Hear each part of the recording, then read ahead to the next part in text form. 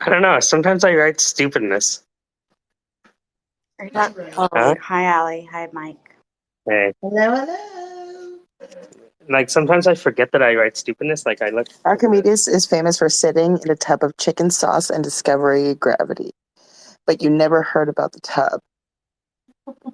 The tub was not made of porcelain, but of styrofoam and came in just 2 sizes. Why didn't Kentuckle's fried chicken offer a medium size? Tentacles. Kentuckles. Yeah.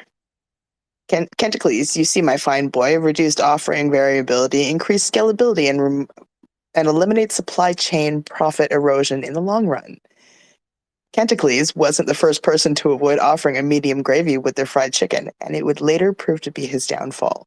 You see, a new chicken joint was rapidly sweeping across the Mediterranean, and it was known as Papayases. Papayases was quickly gaining a reputation for their twist on gravy. Seeing the weakness in the small and large offering, Papayases set their trap. What made you think to write this? I have no idea. How high were you? E-Rich, go for it. I was just going to try and figure out what the hell was going on, and then I got it once you said papaya seeds. That is weird, but funny. Also, what? And my dog's marking again. She's really mad today. I've got to go take her. When she sees people and I'm around, she goes nuts. But she's not a yappy dog in general. Okay. She sounds protective. That's really cute. No, it's not. It's terrifying because she'll get, if she's in my arms, she'll go, that bad guy. That was me, by the way, not the dog. Mike says he does that to me. Okay, we don't need to talk about what you guys do together when the mic is muted. No, he just growls in general. We're furries. No, stop that. Don't tell him. Don't say that. This is a recorded space. Oh, we're not furries. My friend, my goodness. dear Allie, I know that you don't hear everything that happens. But if that's what you're worried about him saying or any of us saying on the recorded spaces, you, my dear, are in for a shock. I'd prepare yourself now. Start listening. What do you say, my love? Allie got the most complimentary compliment that kind of insulted me. What was Wait, that? it didn't insult you. But you know what I mean? Like, no, his mentor's wife said that with me by his side, that guy can do anything. Oh, yeah. Or without you by his side, he probably couldn't do as much. For sure. We're a good team. My dog is seriously, I need to take her on a walk or something. She is just so weird today. Aww. Yeah, I don't know what that is. But anyway, so did Mike, I wanted to ask if Mike saw the turnout for my K-pop space. it was a K-pop space? Yeah, incredible. 3,000 You're blowing people. up. No, I'm not. It was the father of one of the people that was doing, I guess he called him a trainee maybe or something. Mm-hmm. Well, his son is, in this, I guess it's a competition, and he made a comment to somebody else in a Twitter or in an Instagram DM. That person, of course, screenshotted it and then made comments. And so this dad didn't understand social media and what the backlash that could be. And then wrote an apology for what he said, which wasn't even that bad. He just he said things that you you say, but you don't say it out loud. Yeah, the stuff that I say out loud, kind of, Yeah, sometimes. no, not Yeah. as bad as what you do, but it was Oh. why is this Okay. kid coming back to compete a second time? He already had his chance. It's not fair to the other contestants. Okay, right. and Yeah, so, people get upset over music. well, I mean, also he was it's like the guy that's 19 on the high school football team, but Right. he's older. Or the red shirt. Anyway, but he also doesn't understand. I think the K-pop and that situation. That's a different world. Despite the fact that I think he is Korean American, but I don't actually know. He said it during the space, but I was tuned out most of the time. But There were 3,000 PFPs that joined that space in a 3 hour period, like 450 at one point. And this guy, I did warn him. I said, the best way to deal with it is to, you've said your apology, now stop, and then end the conversation. And you're talking about it now, and it's not necessarily going to make it better. So my advice would be It to stop perpetuates talking, it. Yeah. right? Because it Uh-huh. just it feeds the beast, is the quote I said. Mhm. So, or at least I think, I can't remember. I was very tired. But, at some point, like conversation kind of turned. People got excited because there were a lot of people there. Like they're, encouraging it. I don't care. I host a space, whatever. And then some things that got said that were like, they were asked by just people who wanted information about the culture. And then now I'm getting DMs from like fans that are like, no, his dad's gonna kill his chance to win. He shouldn't be making these types of cultural comments. Like, Wow. you don't. And then I was like, oh fuck, because I know better. And when I hear that stuff, like and I'm a listener, I think, why doesn't the host shut this down? But again, I was kind of playing Spider Solitaire in the background, and so I wasn't fully, and I didn't understand the total what was going on in general. So I got a couple of DMs that made me very aware that I needed to shut some things down. And I luckily was able to get someone up to the stage who could speak to the way that he was speaking about his own, or about the different countries that he made comments about, and the kind of like naivete maybe of this gentleman. Mhm. And he didn't come off as like a bad guy. He wasn't being he was being he kind of sounded like an asshat, but like he was, he didn't understand that he was representing an entire like K-pop, right, in that moment in front of people that don't understand it, basically. And Mhm. so the DM she sent me was very eloquent, and like it stated what was wrong with what was being said. So I brought her up. She said her thing. I was really glad that somebody else got to have a different perspective, because originally I wasn't going to let anybody up because I didn't know what was going on still. And oh my gosh, I don't know. So you're like a K-pop I correspondent was now? the Mario Nafal of the K-pop, and I don't want to be that ever. So like, I I don't think Mario necessarily wants to be Mario. It's a role that was chosen for you. You have to step into your but destiny. it wasn't even me. It was this guy. Like he has a volume. If jumps into any other space, it'll blow up the same way. That said, like I it was weird, and I really wish that I'd. No, you know what? I think I handled it as well as I could in the moment at the level of the sleep and tired I was. I did pitch, like at the start of it, because we originally not Mario, Marco, dear Lord, Marco, if you hear this recording, I apologize for calling you Mario. I shall never do it again, Your Lordship, sir. Oh, I it's a Mario. No, Sorry. you come on, you went a whole 5 minutes without. Anyway, I can't so help it. He and Marco knew each other from Clubhouse, and in the founder investor like rooms, pitch Hmm. rooms. So The cool that's what people rooms, yeah. yeah, and that's what we were talking about in general, because he's a founder. He wants to start a different type of VC firm, because venture capital is in his profile, and like that we were able to kind of pivot back to that in some ways, which was nice. But like, it was cool to practice my pitch in front of, you know, at that point it was like 45 to 70 PFPs. I don't, Wicked. but it wasn't relevant though on the whole towards, oh, good, Ruckus is here. Oh, Yeah, Ruckus. Ruckus will know about K-pop, right? Well, I was terrified that he was going to hurt his son's chances at winning and then blame himself, because he had kind of already been through like the backstory about him, his ex-wife, and how his sons were raised. I mean, controversy can be a good thing. Hey, Ruckus, who's your favorite Yeah, K-pop I star?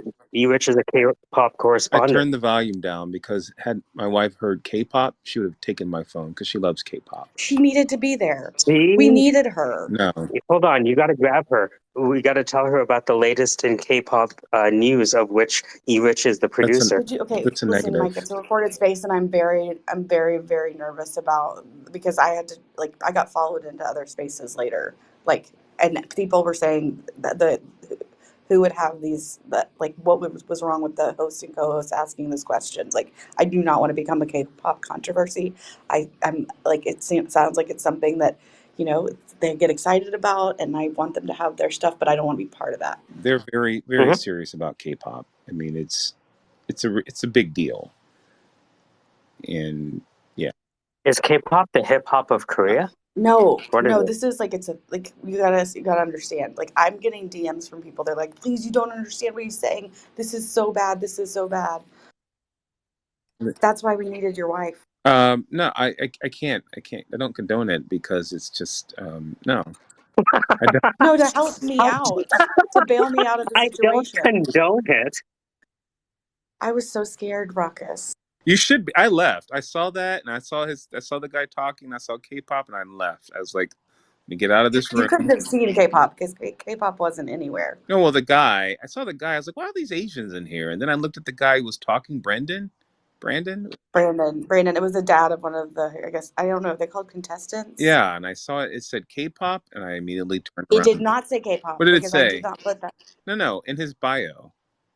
Oh, his son's one of the people, and he was supporting his son. Yeah, and I exited the room. I was like, Well, it wasn't about K-pop though. He's a founder in BC. Hopes to start a venture capital firm. We were originally talking about that. you couldn't tell with all I those thought, Asians in there. Well, they followed I him thought in. I thought K-pop was the name of Casey's first album. Okay, I can't do the jokes anymore because I'm very tired and I'm very nervous about the whole thing. Yeah, So, we don't. Micah, It's like the Beehive, the Bayhive. You don't mess around with K-pop. You just The Bay yeah, Hive? Beyonce's fans, Okay. Bayhive. Yeah, you don't mess or the Oh, Taylor Swift people, Swifties. Yeah, you don't mess around with them either. Just and I thought that was a mob. oh my gosh, Mike, I'm dead serious. Like, I'm dispatch justice serious. Take it down. oh, he's got K-pop up there. What a jerk! Take that.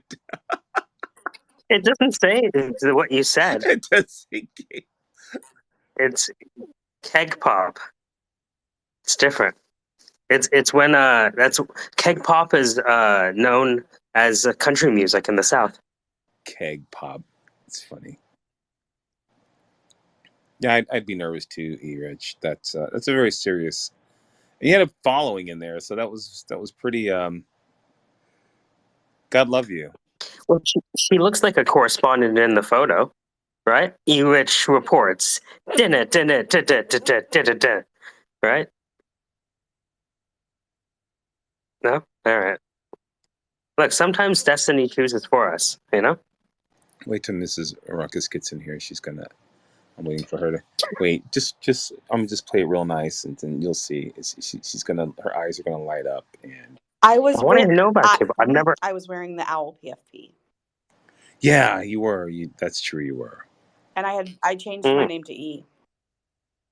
And the woman who came up and spoke, like, I DM'd her, I made a comment on one of the posts that she made about the hosts and the co-hosts and our behavior, and I said, listen, I just got thrown into that. I didn't realize what was happening until it was already happening, and I tried to pivot best I could, and I replied to all the DMs from all the kids and it wasn't that many. It was probably like 10, but like, they think that it's hurting his son's chance of winning, and that's going to be a big deal. And so, like, they wanted him to just stop talking because he thinks he's helping by like supporting his son in certain ways, but they thought the cultural stuff would get his son pulled from the competition.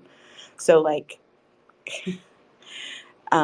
anyway, it got serious real fast, and so we pivoted, and I pretended to have a meeting, and I rugged the space.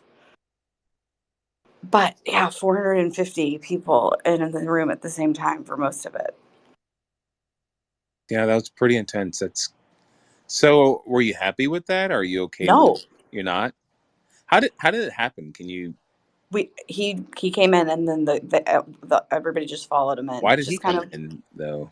because he knew Marco, and we Oh, were talking. Like, I threw up the space because I like to hang out with one of our friends, yeah. um, and I threw up the space, DM'd it to Peter. Peter DM'd it to Marco. Marco shows up, and about 30 seconds later, this random guy, Brandon, walks in, joins, and then comes up to speak. And then all of a sudden there's 20, and then 40, and then 80, and then 250. And it's like, wait, what's happening? And he explained the controversy behind his tweet and a screenshot from Instagram.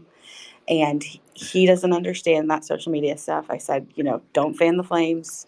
If you do anything more, it's just going to feed the beast. And I don't think he's going to understand what his continued comments may do. So I hope he just shuts it down, like goes private for a little bit. I thought about going private for a little bit. I may have pulled out my non-anonymous PFP. Who's the other guy talking? The crypto guy. Oh, Cantor. Cantor, yes. Yeah, he's a world touring musician. And so he toured in those areas, and that's why he had at least something to ask this guy that was not like he did say some really controversial stuff just about his family history in a very public space. Luckily, that was mainly at the start. So if this guy was going to talk, I'd rather it be with someone who understands what's going on, because I don't know. I didn't know what to do. I probably should have shut it down way, way sooner. But I didn't. No, because I was getting, I don't know. It's my fault. Fuck. I think you did a good job. I mean, you handled it well from what I heard. And, but, I know that's a really big deal. K-pop is, so that's awesome. You got that exposure. You didn't you didn't have warning. They don't give training for situations like this. They shouldn't be something beat you over the head. It's a learning opportunity with no permanent harm done. Sure. Yeah. Were you there, Gaia? Nope, I missed it completely. Well, I'm actually, I think you would have made a very good contributor. And it was only a couple hours. And I really was playing Spider Solitaire most of the time. And I wasn't listening to everything that was said, especially when they started to get into like words that they were saying, because I was really tired.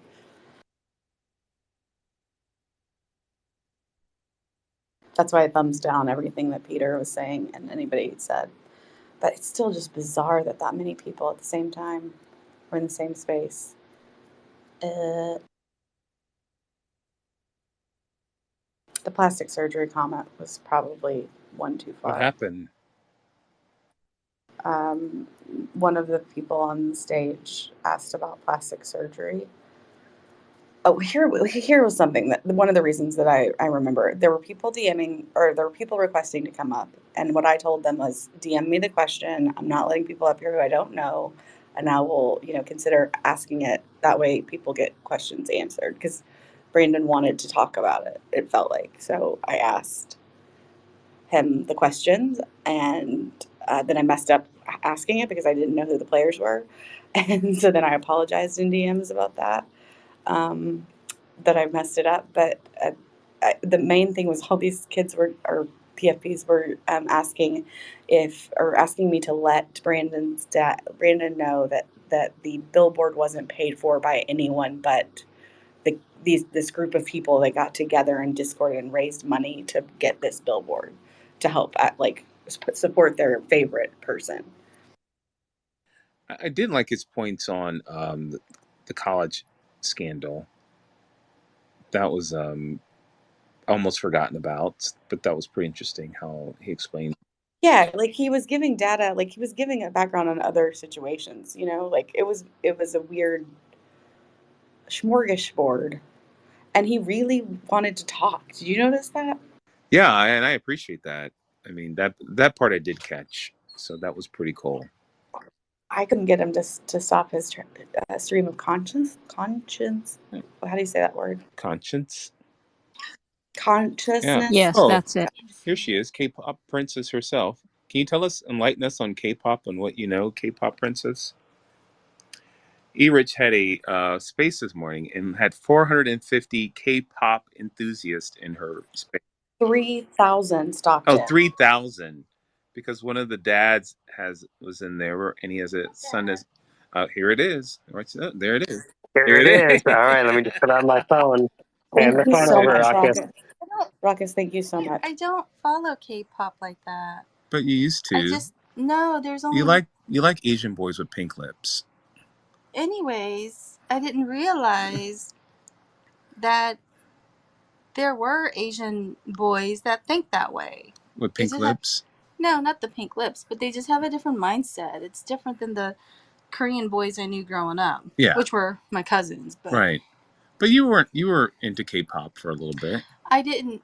Yes, I was curious as to what this genre was because I didn't know anything about it. Yeah. Until I saw our daughter watch Ellen. She was watching a clip of Ellen on YouTube. Yeah. And Ellen had 7 Asian boys on her stage. I was like, and what were those boys' names? What were they doing? Like, what is going on here? What were their names? Like, what movie are they coming out I know, but of? what name? What were their names? What group were?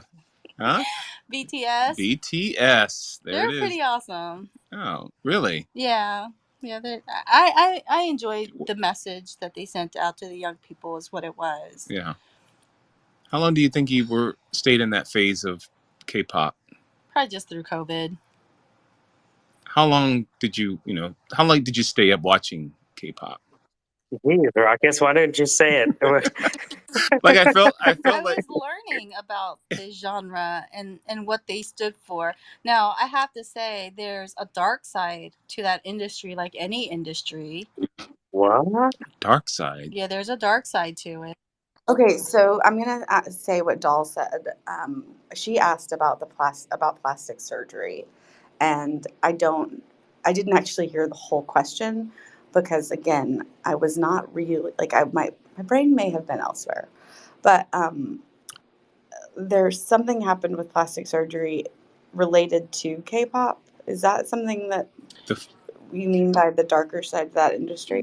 There's a lot of different stories that I've heard about, but again, it's all just perspective from people who used to be in the industry and then people who are close to the industry. They're not necessarily idols, but they are like staff members, and they were sharing some stories that they had witnessed or whatever.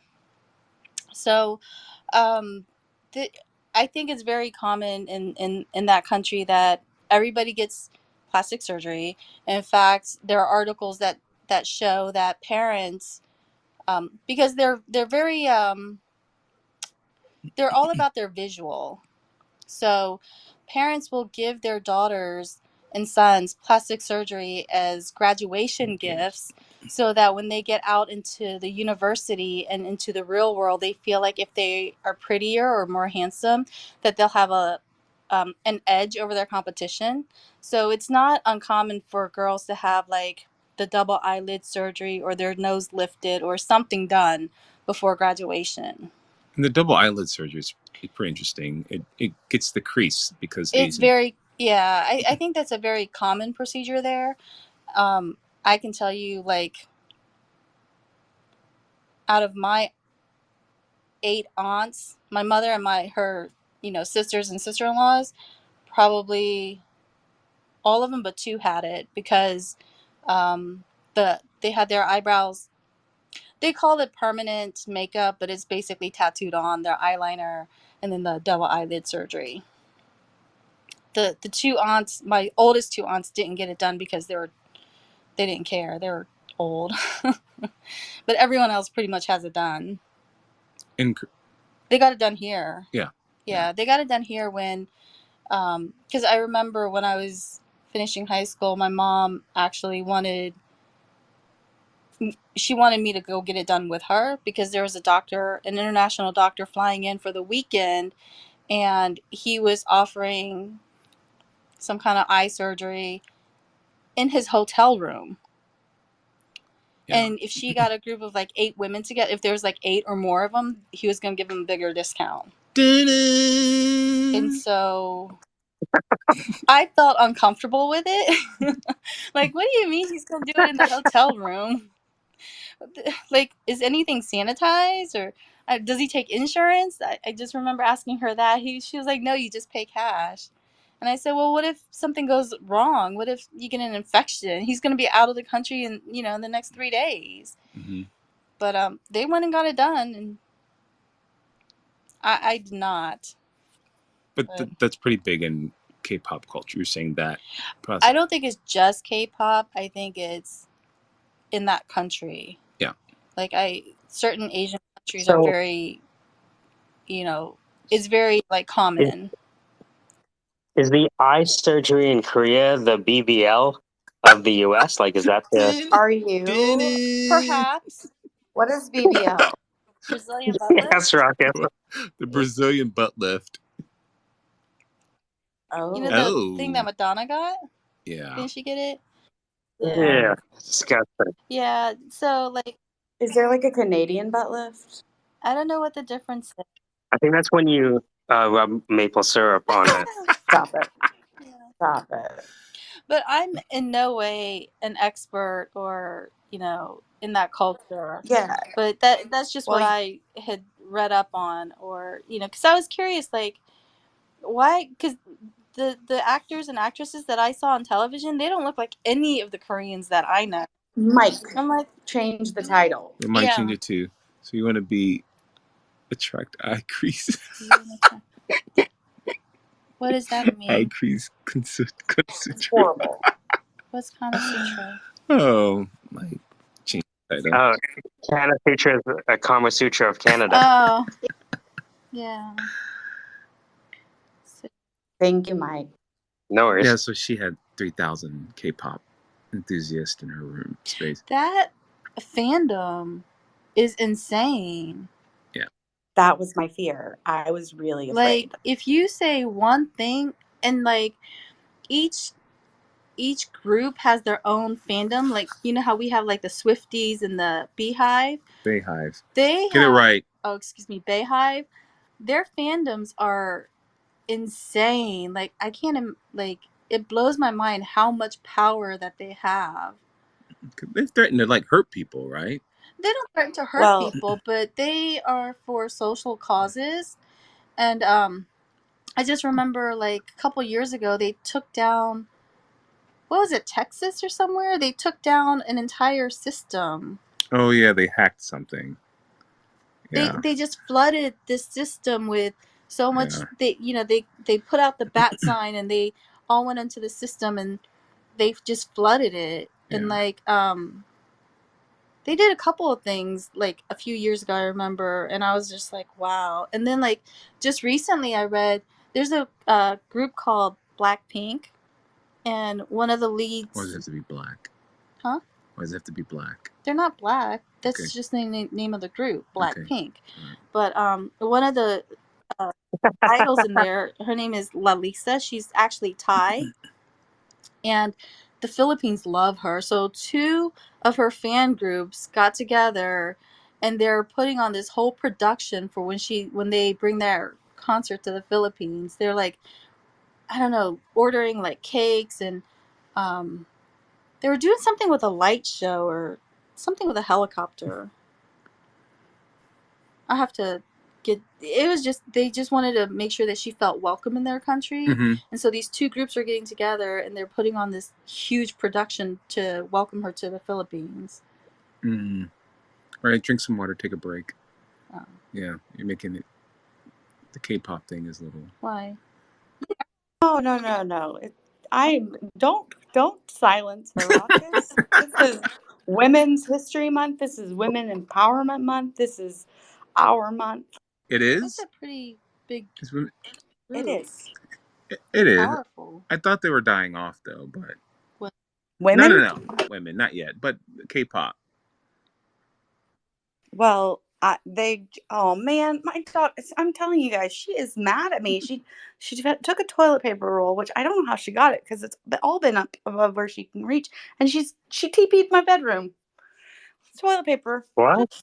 My dog, she does that when I'm telling you, she's in a bad mood. I wonder if it's the K-pop. probably is. She takes the roll in her mouth, like one end of it, and then she drags it out. So there's toilet paper all around my bedroom. No, it's Like, not this you know, big. when you take a toilet paper roll that's in roll Mhm. their houses. It kind of looks like that's what she did while I was outside just now. Oh, So, Ruckus, I think you're a big fan of K-pop. By osmosis. You're all into the pink I, lips. I was shocked that, you know, They're very powerful. yeah, but guys with pink They lips, don't all have pink lips. but they most of them do. You know what? Whatever. To me, they look like Katie Lang impersonators. okay. I'm gonna go. Constant craving is all. Right? Yeah, they're on the motorcycle with a white shirt, but it's kind of open. You know what I mean? Like the black pants, kind of like Sarah Connor from the waist down kind of thing. I hope the K-pop posse comes for you, Mike. I hope they find this Mike, recording because my PFP is in You it and they Mike, you come don't for want that you. kind you of, don't want that kind of yeah, that animosity. You know, I'm all about the K's. don't do it. Stop it. Just don't. Yeah, they're You don't want that kind of heat, Mike. mm-mm. Just let it go. I They're would I serious. wouldn't want to piss off a bunch of preteens. And that's what they are. They're all like younger kids. Remember, we were in New York, and we were going to. Are you saying Gen Z is going to run amok? No, these are Gen Z. Yeah, we were Don't piss off Gen Z. Is that the? we were in a coffee shop. Oh, because they have a crush. Sorry, go ahead. That's the Backstreet Boys of Korea. Yeah.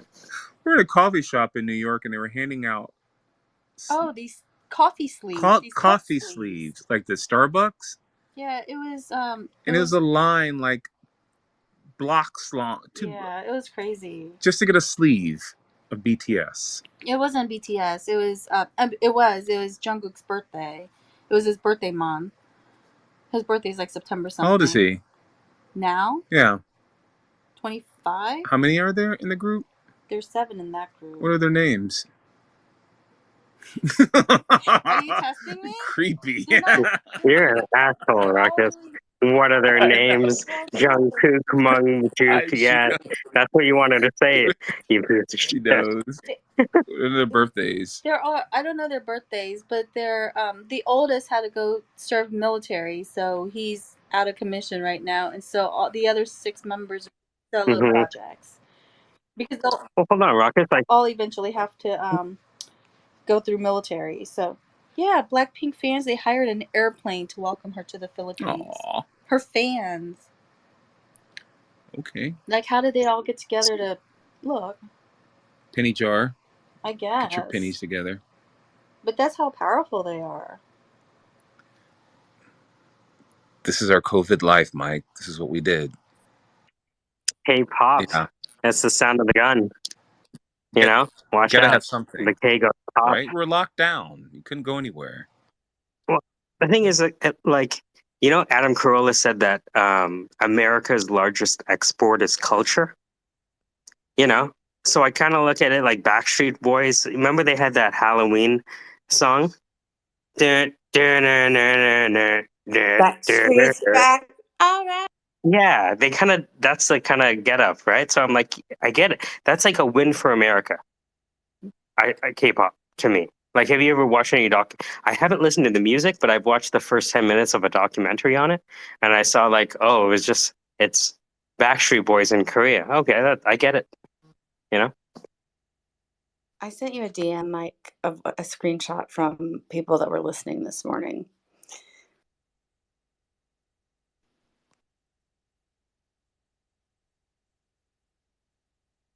Thank God that's over with, right? What?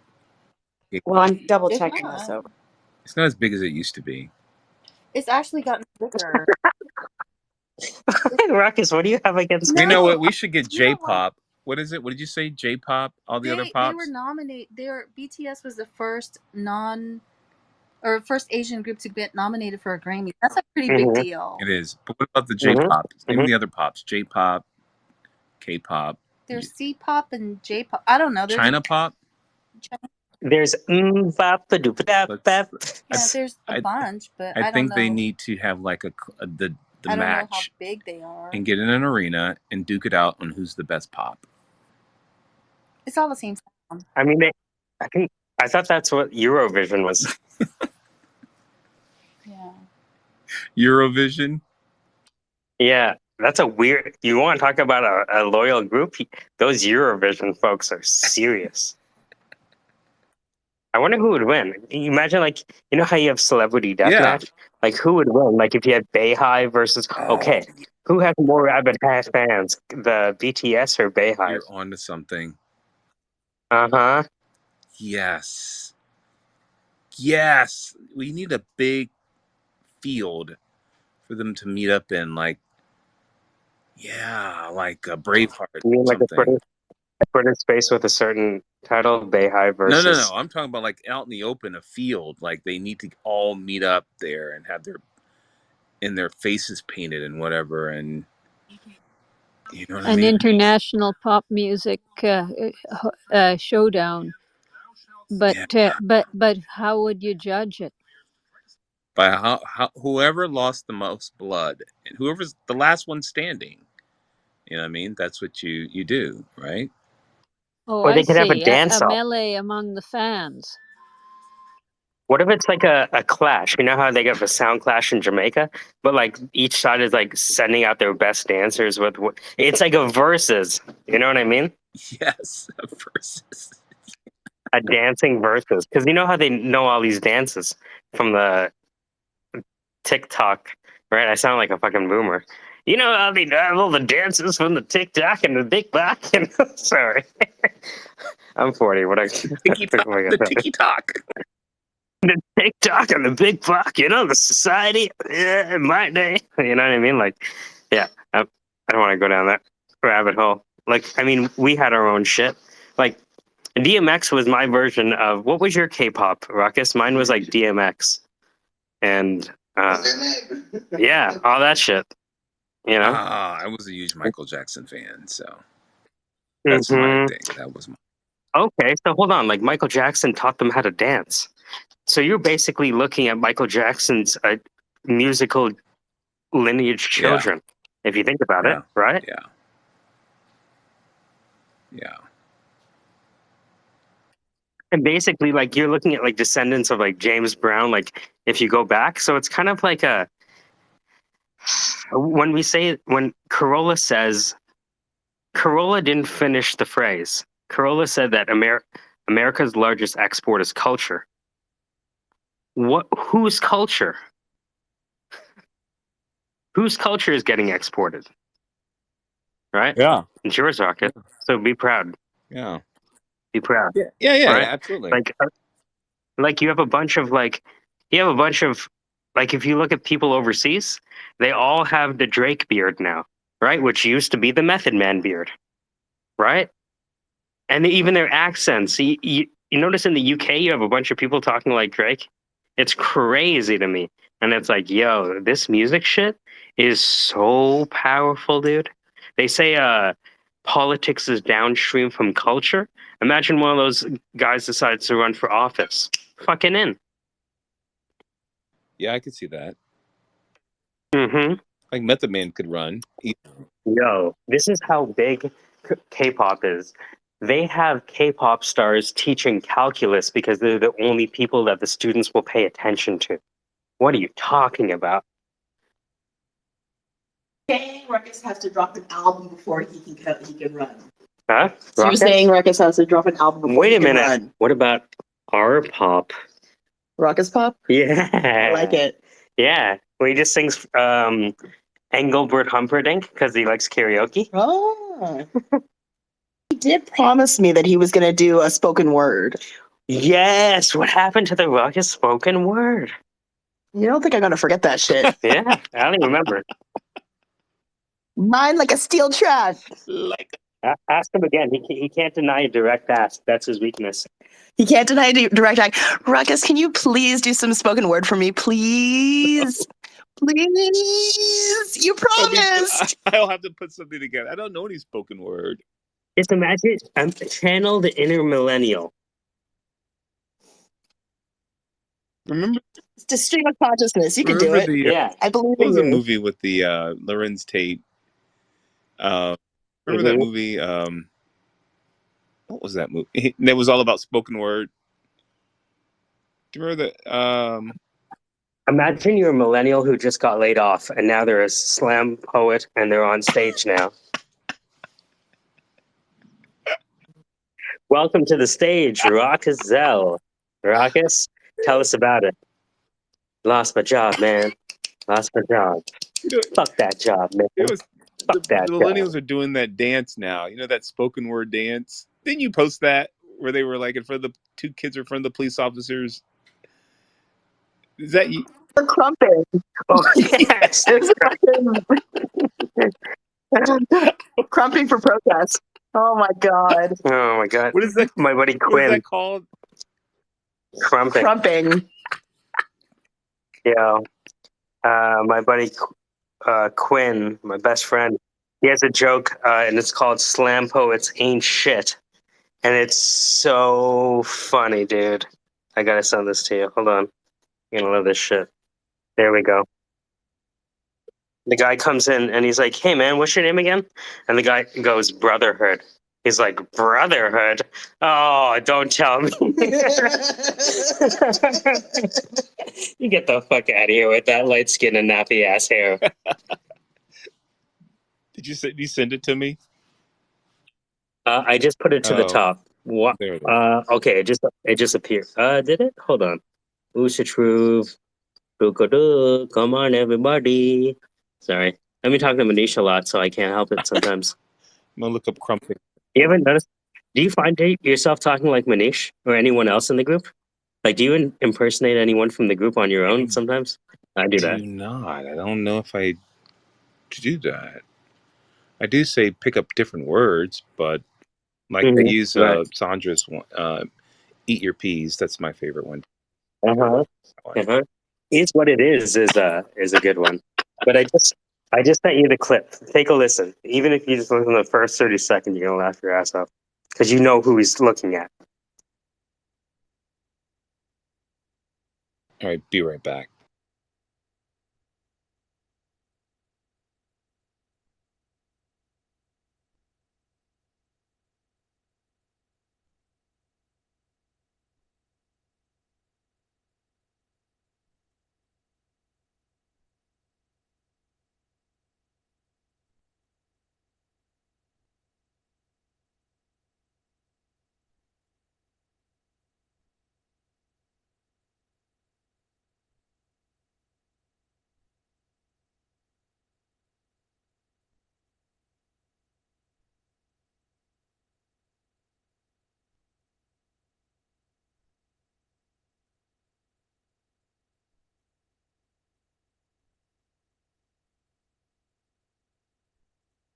Yo, you know that guy?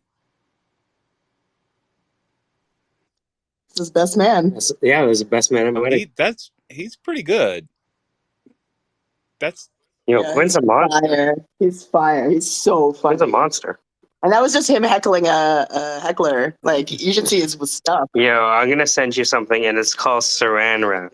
Oh, Okay. I'll send you something called what is he Saran. doing now? Is he still doing stand up? Yeah, man. Yeah, he's about to travel to the States, all that good stuff. I was telling him, go to Austin. But yeah, he's been a comedian for 20 years, done commercials, all that good stuff. Hey, Casey. What's up, Casey? He's good. What's good? What's good? He's good with the improv. Check out the one I sent you if you like it. Hey, Rich. I've pinned some things to the top about some things, and my deepest fears came true when I've now seen my face in the K-pop realm with 628 likes about Camden's dad being so stressed. The VP stands got to stop fighting with someone's father on Twitter. Should I retweet it? I fucking will never talk to you again. Okay, let me retweet it. Hold on. Are you fucking kidding me? You're popular now. No, it's not. This is not. This is like the N word. Like this is real. This is real.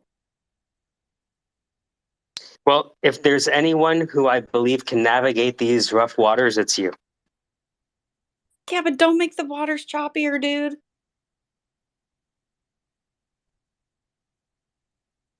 Casey, you know about the K-pop? I was, I was there. I was there. I'm What happened from your perspective? From my What did you perspective, notice? it seemed like a great Yeah. space. Everything was good, but I'm obviously out of touch with the context of the information as I'm trying to siphon through the nest and understand exactly what's happening.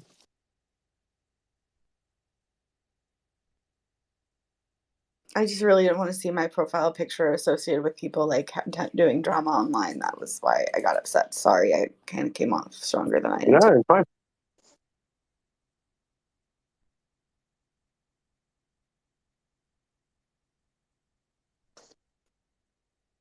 Sounds kind of like a dad. K-pop. K-pop? Yeah.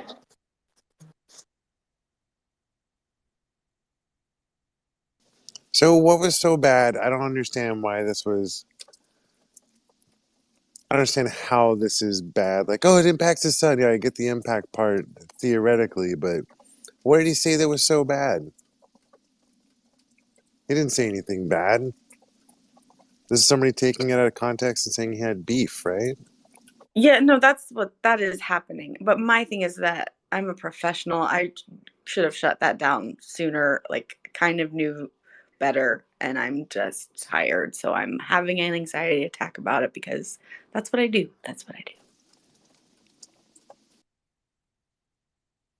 Of course, I should just leave spaces altogether because that's the root of the problem, but I'm self-saboteur, so I'm just leaning in, as they say.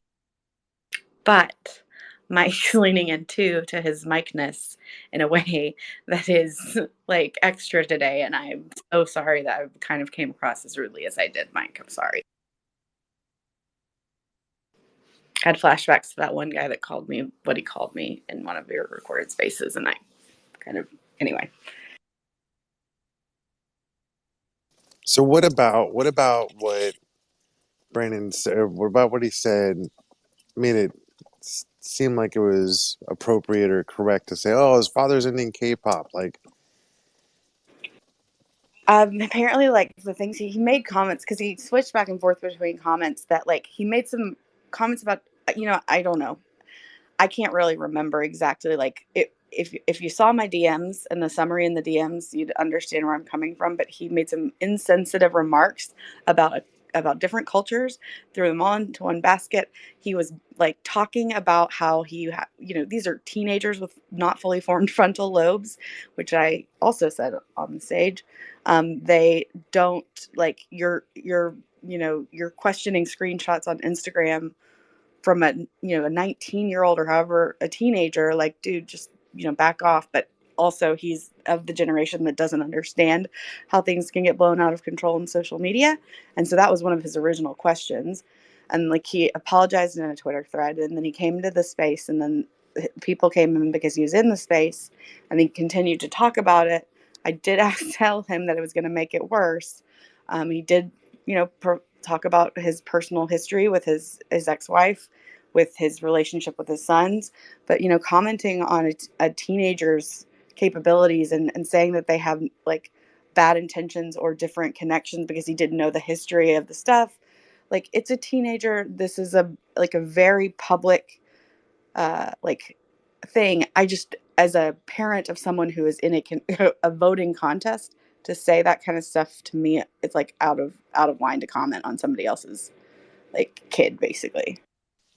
and just the fact that it happened with you as the host, regardless of what you intend. Yeah, no, I get it. yeah. So he did not. He monologued like our good old friend Dan in a way that like you just can't find the break, right? And so like I was listening, and it would start off fine, and then I would hear stuff to come back, and I'd be like, let's shut this down. But it's okay. Like, if I shouldn't have. I leaned into the fact that we were getting hyped in the back channel because, oh, there's people listening. This is so cool. But they weren't there for me. They were there because that guy was there, and it took me a minute to grasp the history of it as I was going through DMs, as I was tuning out intentionally, and like because I was tired, and as I was also like trying to figure out, uh, like just stuff in general. I mean, I don't know. All Maybe I right. just want So I mean, like, I can appreciate that you're already recognizing that it wasn't really about you, and that it was just a platform for him to spew out. So yeah. I don't think he realized though that it was going to become a platform. Do you think he realized that that's what was going to happen? That's why you get on Twitter Spaces and have open public discussions, because you want to either hear yourself talk, you want other people to hear you talk, you think you've got a defensible position, you want your side to be told, whatever. You know Do what I you mean? think he knew that when he popped into our space that once the people started showing up Yeah. that Well, if okay. and if he didn't, he had to I knew. he had to be aware, and within short order, as the room fills up, and it was commented on many times about how many people were in the space. Yeah, yeah, he was in the know. Okay. So, I Yeah, don't feel quite as bad. no, I wouldn't. That was on him. I also don't really remember exactly. Like, I know I thought Marco would probably do a better job of making it better, but I've got to stop being negative. I've got to stop my hyper focusing on shit that doesn't matter. This is Elizabeth, shit you that were doesn't a matter. right peach. You did a great Fuck, I job. thought you were really him. My eyes were closed, dude. Elizabeth, Elizabeth, Elizabeth, Elizabeth. There you go. Anyway, how are y'all's days? Decent, decent. Got in a couple applications, made a little progress. Mike, I've been using ChatGPT to rerun my database as a CSV file, because it has to be. How dare It you? doesn't really work very well unless I format it from the beginning that way and rewrite it as that style. So Well, I mean, what I would say is like, let's spend half an hour together. yeah, And so some of the things that you might be doing might just be like it's kind of like me with Manish, right? Be like, I want to do this. He's like, oh, you can use this little yeah, keyboard probably. Like, I function. got like stupid problems. Like, my Google Docs spreadsheet only goes to Z. It doesn't go to double alphabet. Yeah, right. Yes. Look, I felt like now I look back at like me asking Paul stuff, and he was more my like therapist. I'm like, hey, Paul, this is happening. He's like, all you gotta do is read it slowly. Just read it slowly. It'll be But fine. hey, man, Yeah. speaking of, have you heard from him at all? I know Uh, I asked in the last chat. week. No, I talked to him. He got the promotion, right? Yeah, yeah. Is it going So well? Everything is good for him? yeah, Nice. it's one of those things where he's in leadership now, and it's with a new group. So the first 60, 90 days are like, you know what I mean? Like that's when most of the tone Buckle is set. down. So Yep. you understand. And that guy doesn't do anything half-ass. You know what I mean? Oh, yeah. Yeah, Oh, yeah. yeah. Yeah, yeah. Okay, But I cool. think, yeah, I think a lot of the stuff, like he told me when he was applying for the job, he's like showing them everything he learned how to do in Python and this and that, and all really worked out. So it's one of those things where, you know, the success of this group is when we stop seeing you. Does that make sense? I like that. I like Mm-hmm. that. Right? When I stop seeing people, I'm like, yo, they're really busy. Good. That's what we wanted.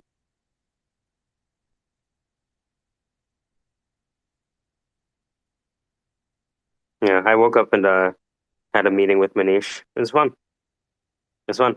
I'm I can't help but do the Indian accent all day now, and I'm just talking to myself. So Oh, yes, Michael, that is very yeah, I got Ali doing it too. So not appropriate. I like it. It's fun. Ruckus, what do you think? That guy's talented. Hmm. Like, I'll show. I mean, my wife, she is really, really into stand up. So that's the Oh, only really? reason. Oh yeah, that's the only reason why we have Netflix. Like Mm. just all that. She's big into stand up. So I'll send you his latest album. It's a mix of comedy and hip hop. It's so good. Yeah. okay, yeah, cool. Yeah, Hmm. definitely. I'll Yeah.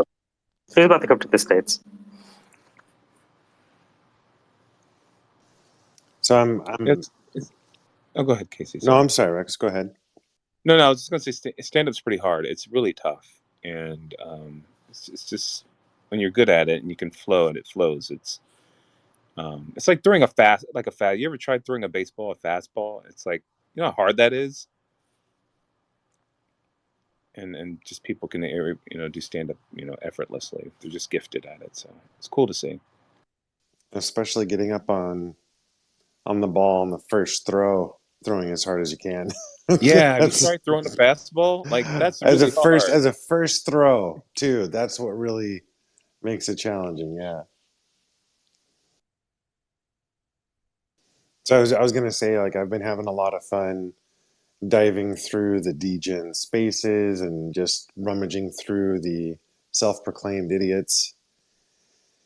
Dude, there's so many. Like, I feel like this is a horrible phrase, it's overused, but neurodivergent, hilarious, just stunningly brilliant, funny people who are just like degenning out in random, stupid ass groups. And they know it. There's no shame. I'm not saying that as a negative. Like, they're stupid fucking groups and they're there for a reason, you know? And I don't know, it's impressive, man.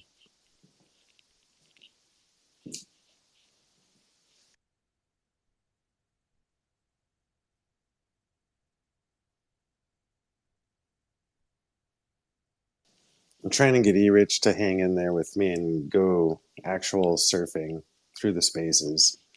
She hasn't made it yet, but I have hope that one day she will. You guys ever co-host together? You guys would attract a big crowd if you Oh, invited your people. dude. Yeah, they co-hosted before We together, have, we right? have, but we've never. Yeah. Oh, by the way, speaking of co-hosting, OrdComp and I are going to be doing a weekly Ordinals space.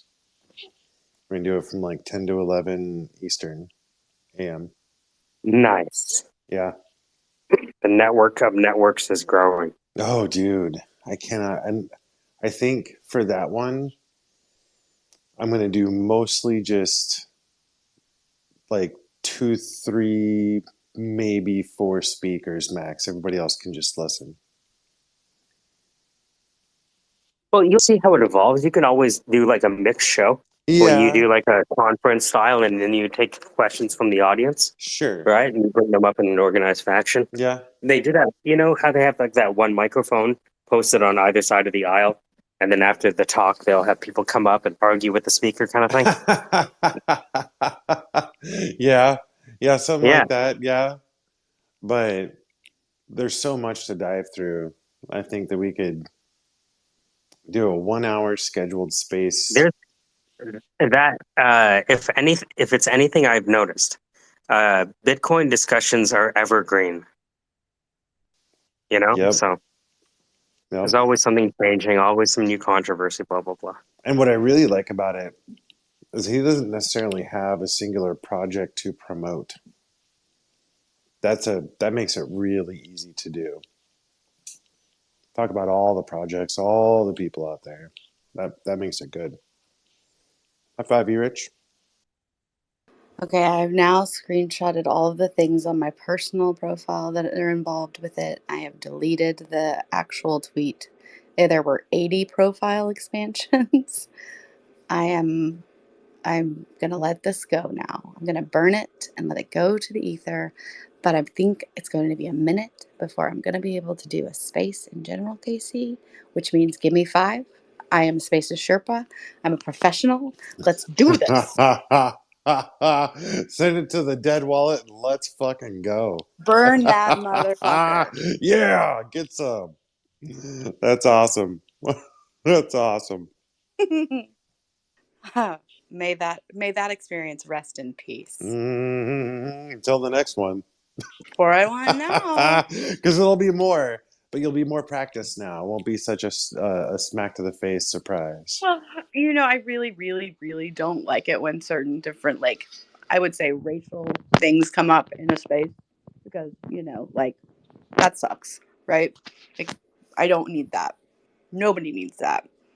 Mike likes to encourage it, makes it very hard to.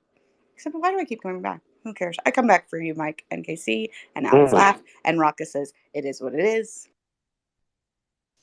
I mean, when you're talking about music and racial equality, and then he starts playing coconut drums, it makes it very challenging. No, it's You when know, he puts in the title, like, D's nuts, or I don't know. I can't think what he does. Coca D's nuts. I don't know. And calls himself a coconut. Like, it's just, I think it's every. I It's haven't. like people don't know him. People won't get it. Do Like, you? they don't get that what he's doing. I believe that he's following the Borat formula. He's Yeah, gonna. but Borat was What? funny. Borat Yeah, was funny. the Borat formula, where What's that? Sacha Baron Cohen. Yeah, what's that? So he he makes racial innuendos or jokes to open the door to see who walks through, They're not innuendos when he's flat out. or just straight out throwing out some racist whatever. But the idea is that if I make a racial joke and you're laughing really fucking hard, what does that say about you? That you're laughing so Mm-hmm. fucking hard about this horrible joke that I just spit out because I happen Yeah. to know it, not because I actually believe it. So I tell you a quick story. I learned this on stage. So I started writing comedy, then I got people laughing, and then you get bored of writing jokes because it's like, what, you're just going to keep on writing things that make people laugh? That's kind of boring. So I started going on stage with nothing. And eventually, I just would talk to the audience. And I realized that if I just facilitated a conversation with an audience member, if they said something funny, it would count as my laugh. Does that make sense? So I didn't have to be the only comedian in the room. And so I would talk to the audience, and sometimes the audience would say fucked up things in response to what I said. But then I learned that instead of being afraid of people saying fucked up things, you can like lean into it. Like, oh, that's interesting. Can you tell me more about that? You, so what you're saying is, and then you misunderstand what they say on purpose. Yeah, go ahead, Rich. The only thing that it's like when it is the fact that people can just pop in and get the wrong impression. And again, there's assumption of the risk, right? Like, I assume the risk that you're going to say something that in with a voice that comes off as a white cisgender male, Yes, I that I'm know. up here like I have to explain him. You don't get it? No, it's okay. It's okay. Like, it's like, No, I can understand because I forget that I sound white sometimes. but you love that, right? Like, that's what, not like you love that, but like you've mentioned before, like how it's kind of like when my profile picture is one of my original ones, which you couldn't tell it was a girl unless you looked like you like clicked on it, Hmm. opened it, and like really focused on it. And so people will be like, "Hey, Erich has had his hand up for a long time. Let's let the bro go." And then I would talk, right? I got admitted to the stages more that way with the E-Rich. They, I guess, weren't paying attention to the Elizabeth part Well, of it, but anyway. So I don't want someone to get the impression that I'm in a space where that's happening because they're I in understand. Yeah, listeners. So that's why I'm like, oh, come that makes a on, lot of guys. sense to me. Yeah, yeah. Hey, I'm gonna pop in real quick. I want to see what Gaia is thinking about, and then I got a question for Ren when there's if there's time.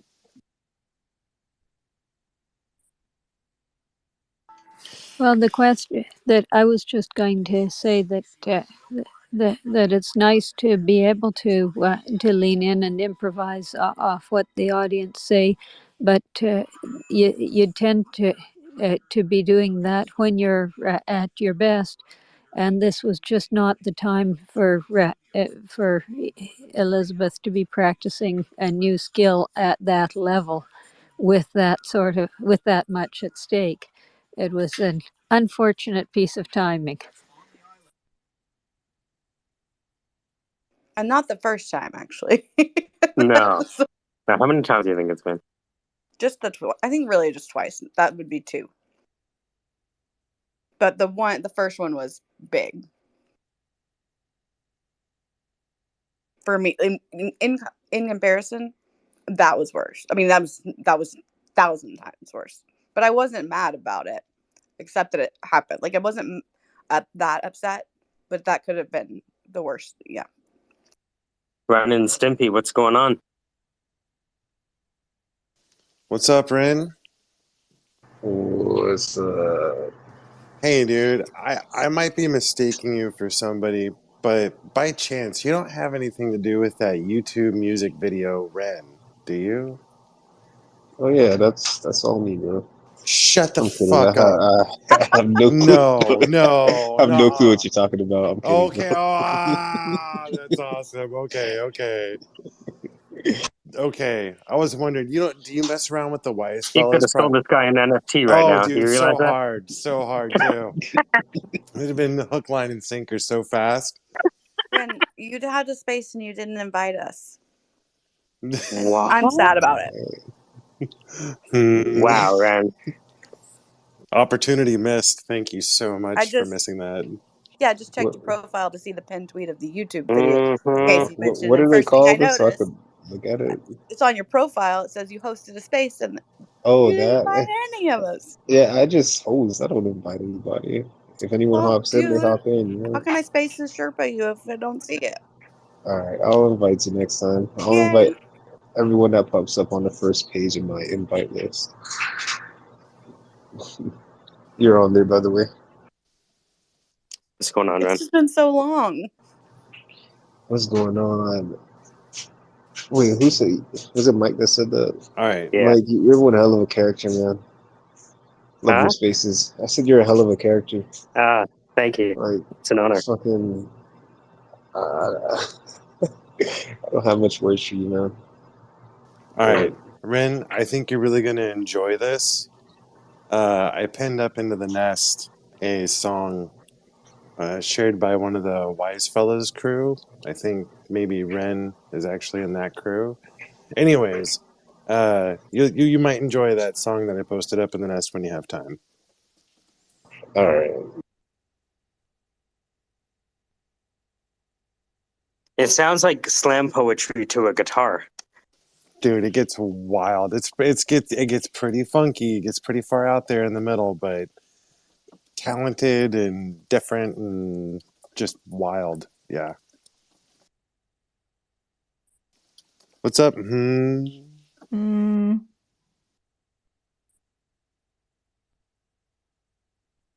wonder if you could frack the Twitter space system with like a series of tones, you know?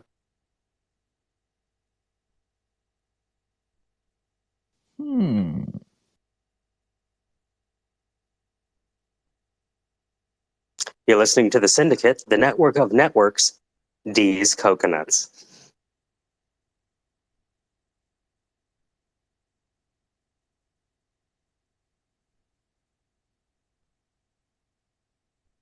We lost on coconuts.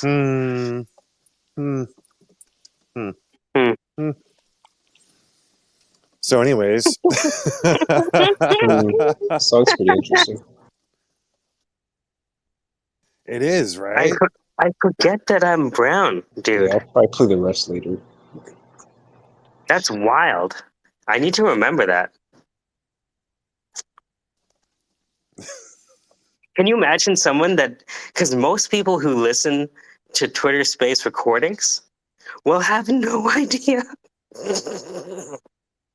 And I'm thinking through all the shit I've said. I'm like, whoa, it must really come off crazy. You think? Well, there it is. Once again, there it is. It is what it is. Mike, are you a fellow coconut? Yeah, man. Guy needs coconut. Thought you were Trini or something. I sound more Trini because I play steel pan. So I hang out with that crew a lot.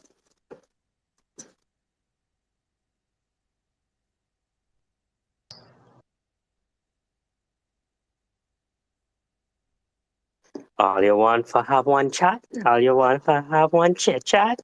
Is that chit chat, bye? Yeah.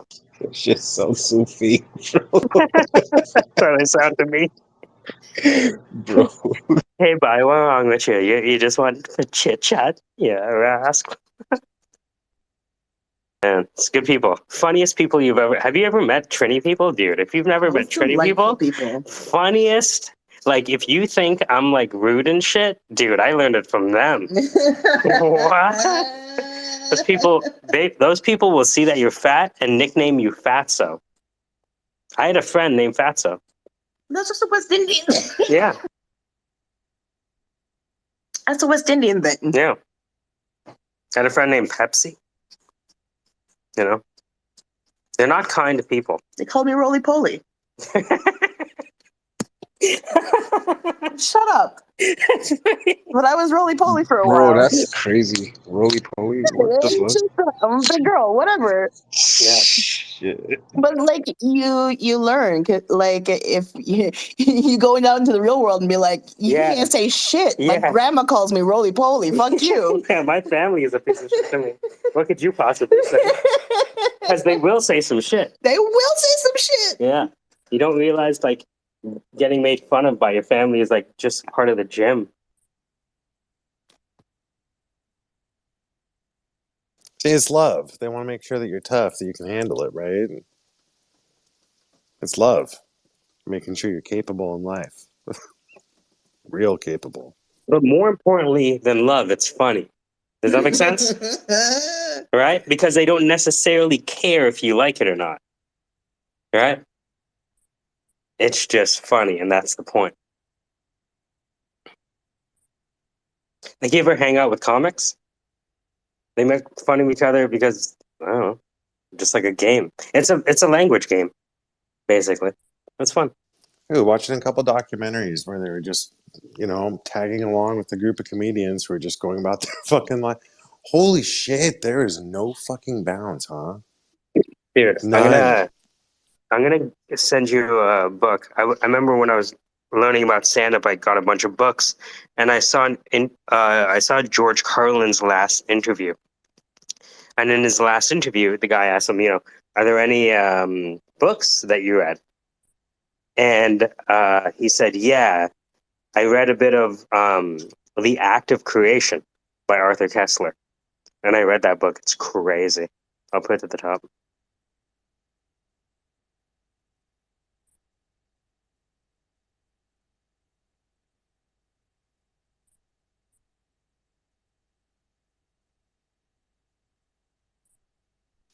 Oh, dude, do you remember a while back I had those spaces with the mortgage wholesaler The lady? concept and Oh, Leslie you Moda. mean the co-op thing. This was about Tommy Mac, the new crowdsourcing for wholesale lending concept thing. Dude, talk to him today. Wholly pivoted away from all of that into solar Oh, panel sales. we have Casey on location. Casey, you're on location in the commercial real estate market. We've been hearing a lot of signals. What's happening in the commercial real estate market? Oh, well, it's pretty stormy out there. People are about to shit themselves. Why? Is it because people are working from home? They can't sell real estate no more? Yeah, and people are starting to get real creative with the commercial space too. Oh, really? Oh, dude. I heard a number of applications for rezoning request is Uh-huh. way up. They're trying to get mixed use so they can convert office buildings to residential space. I was wondering what they were going to do with malls. You Mm. ever walk through a mall? Ooh, Beautiful ghost space. town. Ghost Gorgeous. town. Ghost town, but it's well built. Yeah. Yeah, but Casey, yeah, I think we talked about this. Like, it's going to be hard converting a tower into residential space due to I don't plumbing, know. People might right? want to live in a cubicle if it's cheap. I They sleep mean, under their desk like George. dude, I mean, have you looked at what double and single wide mobile home trailers are going for? 250, Huh? 280, What? Okay. 320. No shit. I In shit what you $300,000. not. city? I shit you not. New Who are you Hampshire. shitting you? pissing on my leg and you're all calling it over rain. all over the East Coast. You can get like a little single wide for 75-80,000 to start I'd take with. it. To But those things start used to be with, like 10 you're grand. dude, you're gonna be by the time that 80,000 is ready to go, you're gonna be 140, 160 into it. And that piece of shit is made out of paper crochet. It is not gonna fucking last. No. I was looking into those, Is it paper but mache? Hey, Say Ren. again, Ren, sorry. it's really hard to hear you. You're what's up? muffled. I was saying I was looking into double wides, but I didn't know you had to pay land rent. Yep. So Ooh, yeah, can I so get it? Ooh. you So could hold Oof. on. buy it. There's um a land. There's property taxes on fucking mobile homes. Well, you buy the mobile home, but it's on someone's land, and they're leasing the land to you. So Right. So you get the yeah, fractionalized I tax. don't know about the taxes. I don't know about that part. So the Interesting. taxes are usually wrapped up into the lease contract agreement so that they're quote unquote paying for their real estate taxes, co-op, insurance, et cetera, et cetera. But there's profit margins built in there as well, right? So are you saying that a profitable business could be a mobile home temporary car park? Dude, Yep. it's so across the land, you have effectively landlords that don't reinvest, things fall apart, and then they get bought out. The next person comes in, jacks up the rent, lives the lifestyle, crashes the system again, sells it out.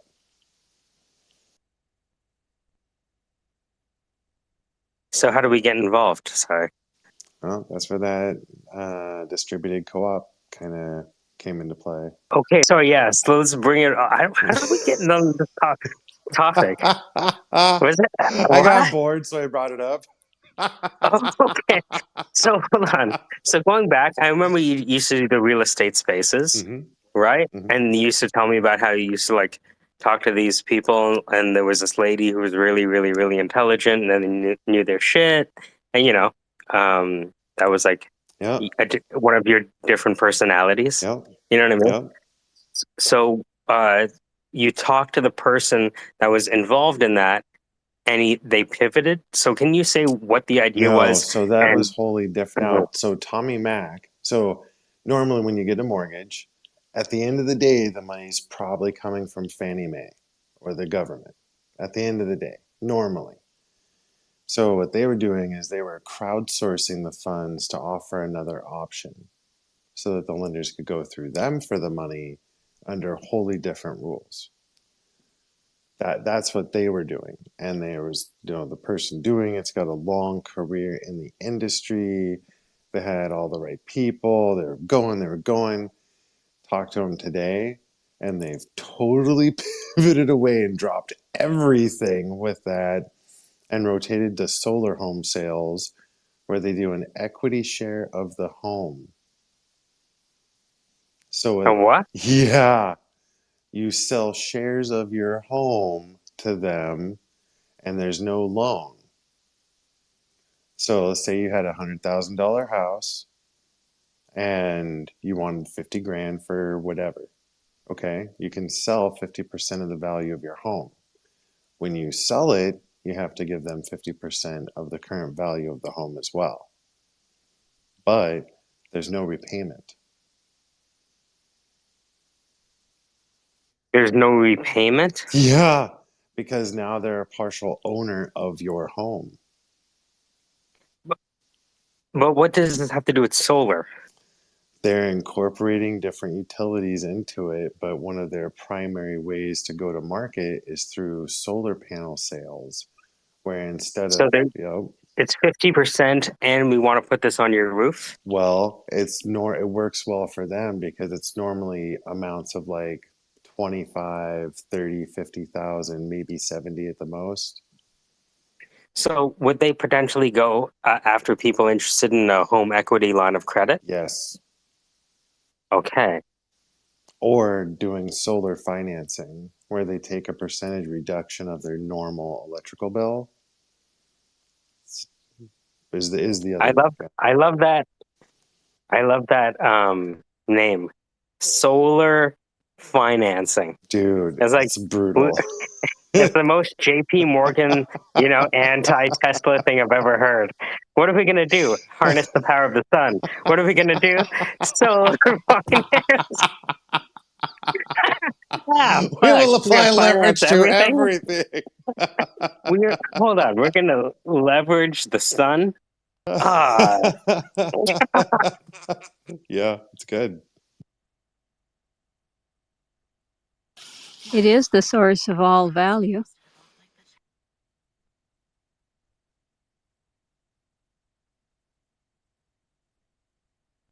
So I thought it was There's really a funny. Bitcoin joke there. Sorry, Casey.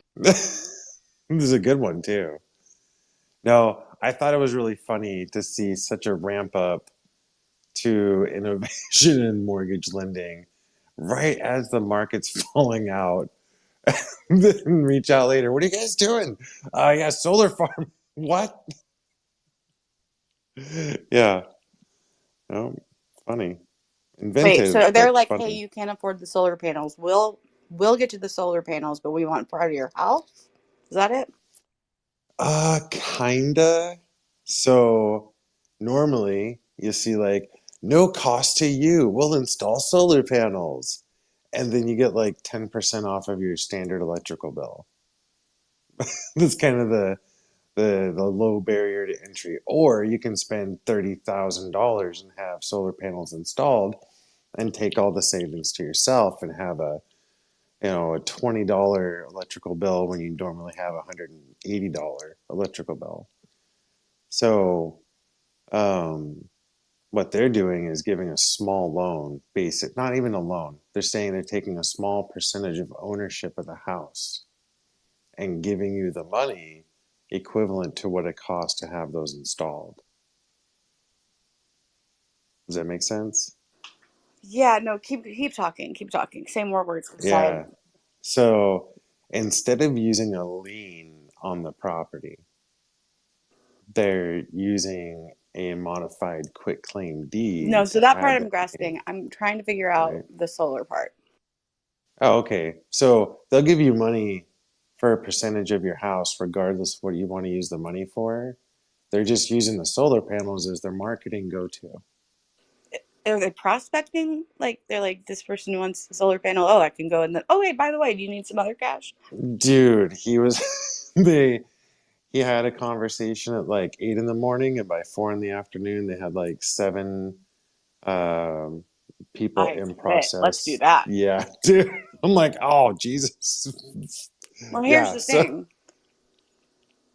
Like, so deeds. I do deeds. I'm a deeds person. I drafted deeds today. I yep, transferred title, all legal title in that person's name into a living trust. So my next question is it going to a business? Is it like that trust. You had it, trust. well, my trusts aren't that type of, but yes, okay, cool. Yep, yep. Interesting. Yep, very. I hope they have good lawyers. I hope so too. I hope so too, I don't because know I'm how, like, like, I don't know what ugh. legal things even to look out for in that type of transfer because, like, I don't do that. But I'm sure there are things out there because investment type stuff. But The part about it that I really didn't like is that part of their business structure is the acquisition of the homes at the end of the day. So they're looking at it as a viable source of actually building a real estate portfolio. well, I mean, it's like, I don't know. How did reverse mortgages work?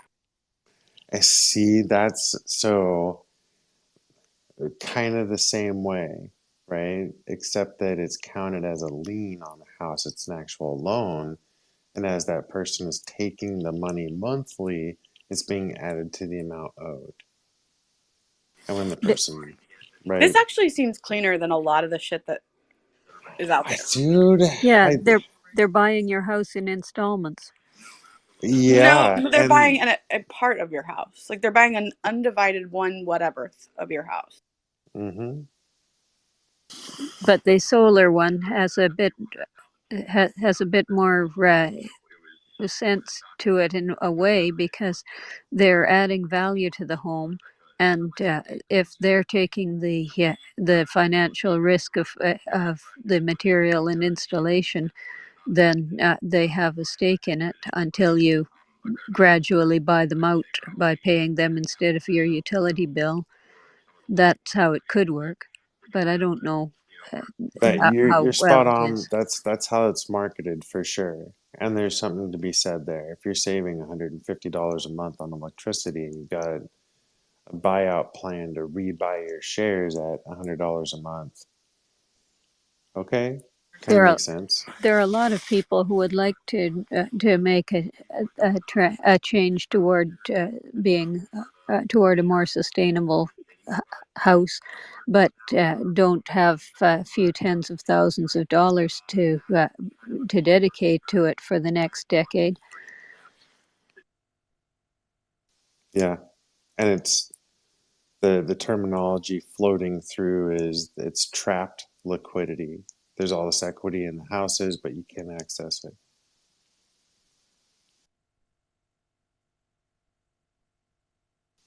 What's up, Dan?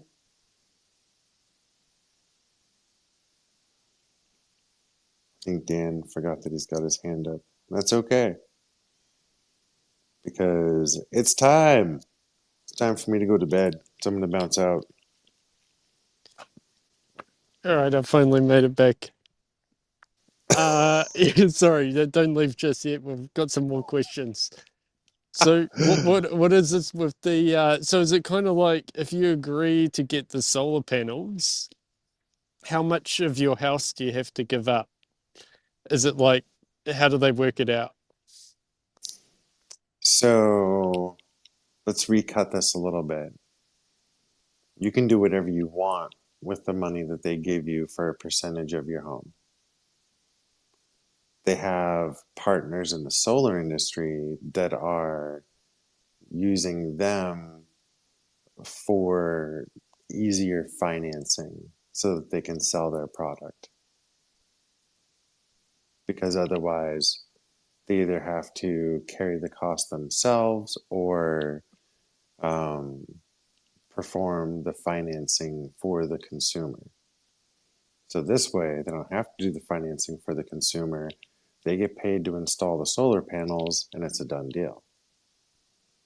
Does that make more sense? Yeah, I'm just trying to think from practical terms. So, let's say you got a house that's worth $300,000. The solar panels are going to cost $30,000, Yep. and you want the solar panels, but you haven't got the $30,000. What do they do? Do they Well, say, okay, yeah. well, your So house is let's. worth this much? Oh, Yep. Yep. So so the solar company refers you to Tommy Mac, who then proposes, hey, for partial ownership, we'll give you this much money. And if you okay. decide to use that to buy solar panels, good on you. We think it's a smart idea. If you decide to go to Vegas, hope you have fun. Okay, got it. So people could use this. Basically, we could have people selling, parts of their house just to fund, different activities like buying Whatever. solar panels or Sure. Yep. other You got it. depreciating assets that, Yep. yeah, times are tough, aren't they? Yep. But it's interesting too because the concept of a reverse mortgage, like to shorthand this, I don't think it's all bad. I think it's dangerous as shit. and and I've got some serious questions about exactly how the trust is written, exactly how the quitclaim deed is altered, um, the ownership and their business plan to effectively acquire homes at the end of the day through this process. Ooh, that just to me, that's a yellow flag, at least. So I think it's really interesting to see innovation like this. I'm not sure it's a great idea, but it's interesting.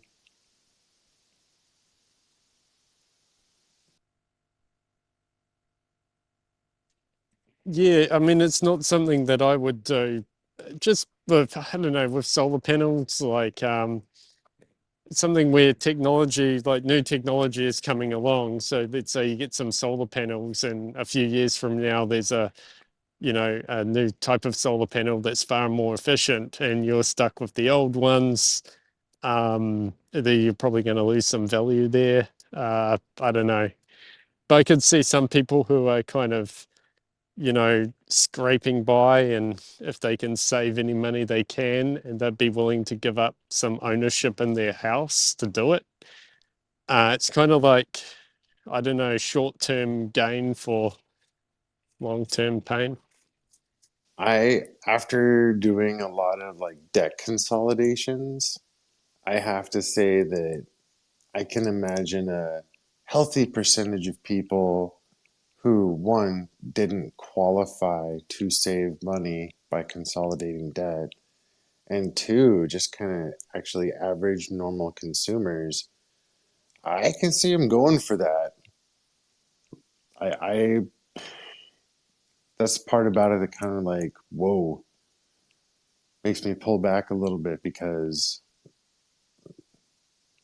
I can see a good percentage of people really leaping on that because there's a lot of people that get disqualified that try very hard to get qualified for financing and get rejected. So, plus if you think about like, well, I have, between five credit cards and two auto loans and a motorcycle and this other thing over here, I got like 50 grand or $75,000 in debt.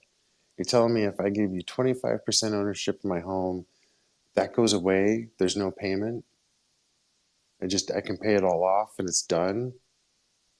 Yeah, yeah, we're good. Let's go. No appraisal, no credit check, A- no income documents. And after that happens, everyone lives happily ever after and they never get in debt again, Well, right? yeah, Right? that's the pain, my dude. That's so painful. That hurts so bad to help somebody consolidate, and then a year later they're back again. Like, yeah, well, went on vacation, and like, oh, things got crazy. Like, what the fuck?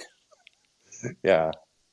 So yeah, you could have. That's the other. That's part of what I was talking about. Like, part of their business model is acquisition of property through this platform, and I think a part of it leans on stuff just like that. So I'm not certainly not advocating for it. Again, just to repeat You give myself, people I who've been think it's interesting. struggling forever to just make ends meet an opportunity to have a break at this time. Oof. And it's really hard to pass up, right? Like, Oh come on. yeah. Like, and then the bottom falls out and they lose the house after all. Like that, yeah.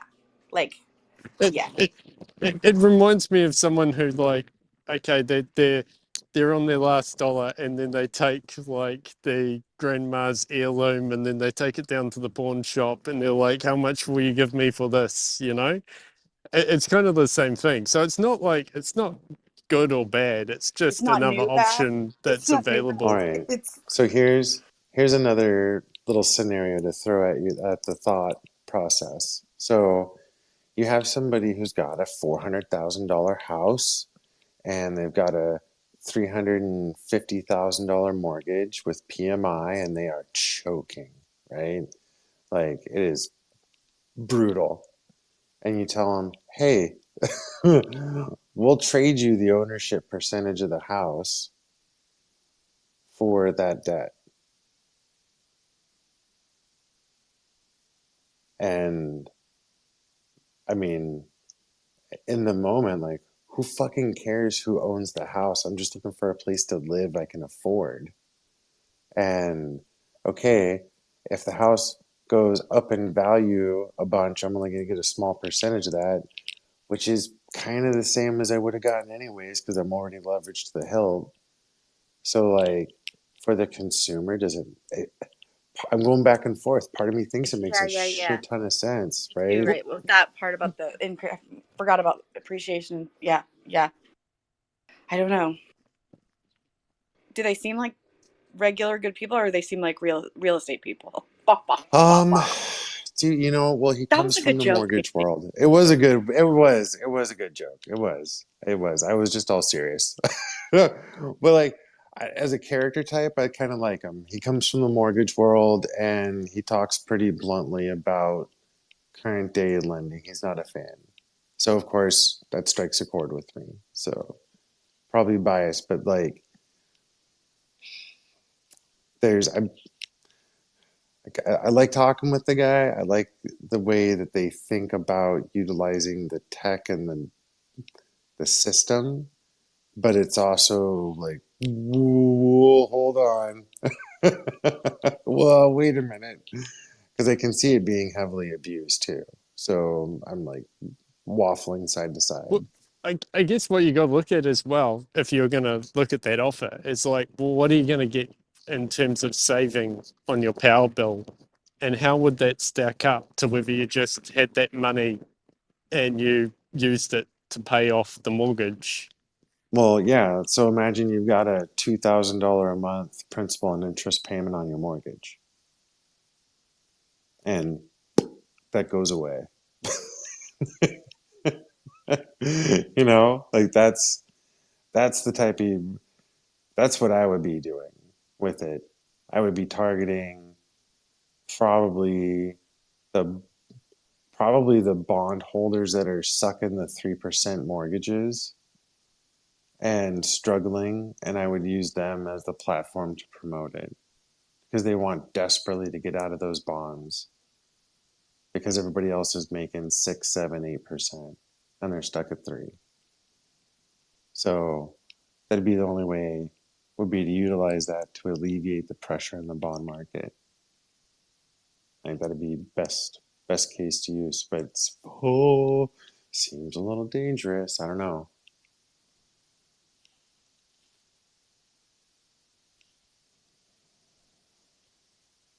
All right, now it's 10:30 my time. I'm going to bed. Thanks for letting me dominate the mic, Mike. Yay. Yay! I did the talking. I know words. Yay.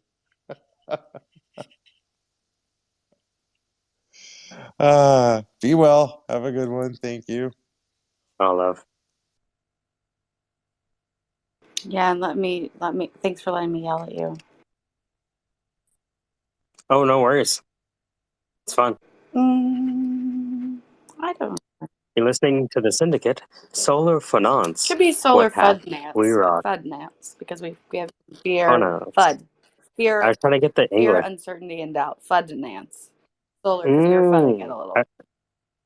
I was trying to channel the Marco I spelling. was trying to channel the Web3 spelling, so here we are.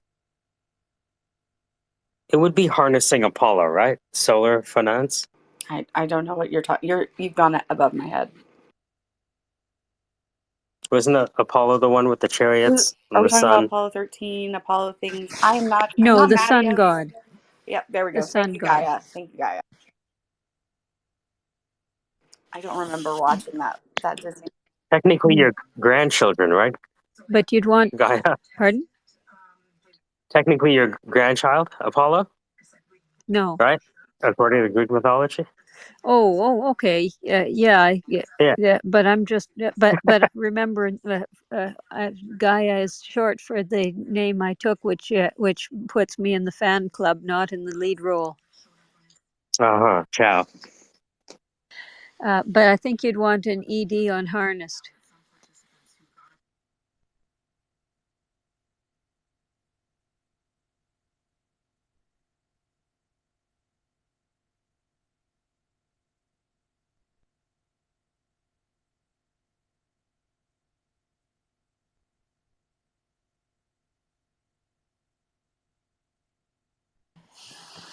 Although, of course, since Apollo was supposed to be driving the sun in a chariot across the sky, in theory, he'd be harnessing the horses of the sun, and then he'd and I wonder. and so the power that's being harnessed, the power of Apollo, wouldn't exactly be Apollo harnessed, but in practice, I could see what you meant.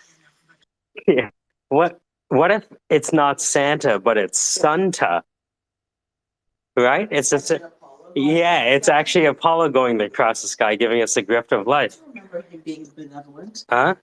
Well, I mean, by virtue of what he provided the farmers, yeah, Oh, I guess so. right?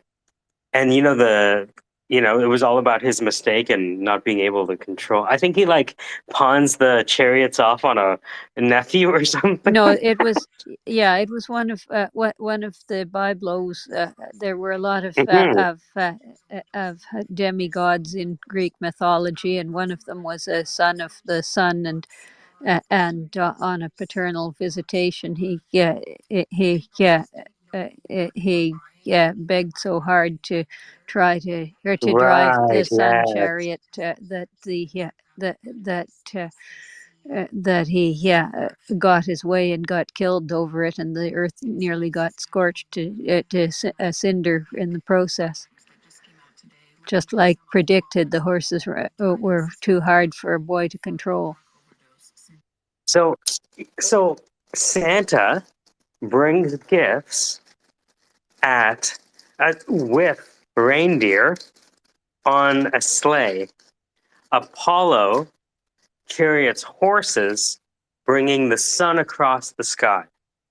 Do I have that comparison right so far? Yes, but you've got to remember that both stories were told in a time when if you didn't have a place for a boat to go, a chariot pulled by animals was the only way of transporting heavy materials. So I think that basically anything that was being transported that was large was either traveling in a boat or in a cart or a sleigh.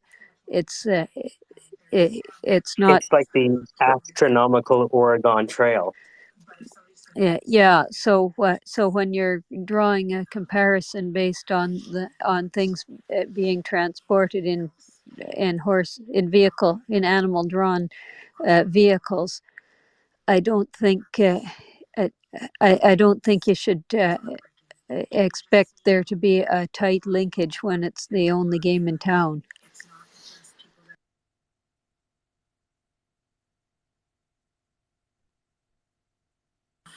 In ancient Egypt, I understand that Ra traveled across the sky in a boat.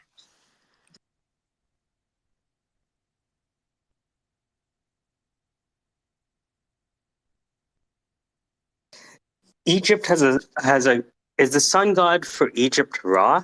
Yes. Okay. Rah, rah, rah, rah, rah, rah, rah, la, la, la. I thought you could say rah rah row your boat. Oh.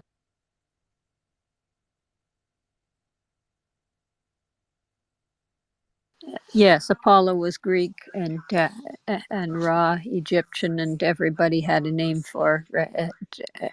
Actually, Apollo was the Roman name. Helios was the Greek.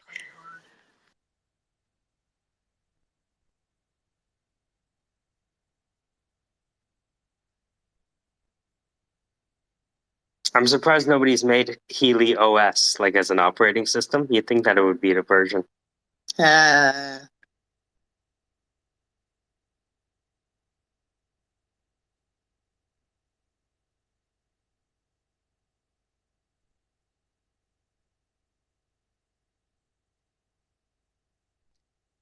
I'm thinking through this idea of giving up ownership in your house to get solar panels. And on the surface, it seems like a pretty bad idea, but I can actually see that it might help a lot of people, especially if they've overextended themselves when they first took on the mortgage. Or even if I think of people that get reverse mortgages, right? Whether that's good, bad, ugly, it doesn't matter, right? It exists as a product line that serves the market it serves. What if somebody was like, hey, I don't want to, I like the idea of having solar panels. That's cool. I like the idea of getting a portion of my equity as a home equity line of credit, you know? If I have a lot of equity in my home, what if I don't want to sell you half, but still get the solar panel side? Maybe I sell you a tenth or a quarter. I think it's got some potential benefits for some people. It it has two serious problems that, if you worked it out, it could still be a good idea. One of them is obviously abuse by the people that now have their hooks in your property. Having a lien or a quick claim deed on somebody else's property is a significant hook in that property. If you want to go and sell it or anything like that, you might have to do a lot of stuff to be able to resolve however much percentage they do own of your home. So there's that problem, and the idea that people can take the money and just use it for like whatever doesn't necessarily seem like a good idea either. If you're talking about people who are already in a financial situation where taking equity out of their home in order to be able to like make it work is the thing that's like what they're about to do, they might, I don't know. Doesn't seem like a good idea to just say take Yeah, the it's money not. and go do whatever you want. Maybe it should only be able Yeah. to be used for some things. So if you can, it's like payday lending, right? The idea of payday lending is Hmm. not in and of itself terrible. It does provide a stopgap for people that need it sometimes, but it's sure easy and common for that to turn into a very predatory, vicious cycle that people get caught in. And I see a similar issue with the idea of this, yeah, home ownership with the solar panels thing. I mean, I try to keep in mind that the market for this product is, you know what I mean? They they may have exhausted other options, for example, like depending on the terms. And if somebody's in that position where they're willing to get into that arrangement, maybe so that they could hold on to their house for a little bit longer while they tie themselves over. For the market who's ready to kind of enter into that agreement, maybe there are worse agreements out there. The market will be satisfied.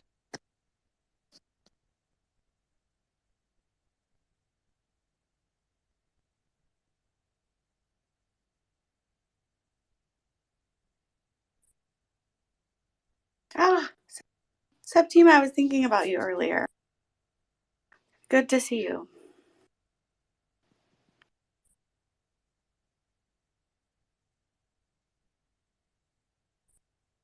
I like asking Casey about real estate because it gets him talking, and that's all Wait, I what's want. a snooze emoji? Dan wrote they need a snooze emoji on spaces. I don't know what that means. What does that mean? That what we're talking about is boring? Like,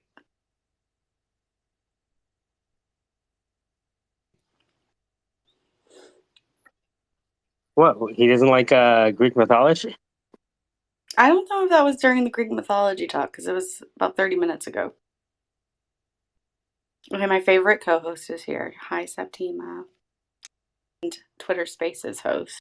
Hello. Hey. Hey guys. Okay, so I had to come in and ask what happened last night. So E-Rich hosted a space and it had like thousands of Yes. listeners.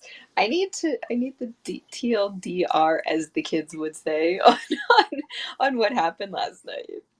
After I brushed my teeth.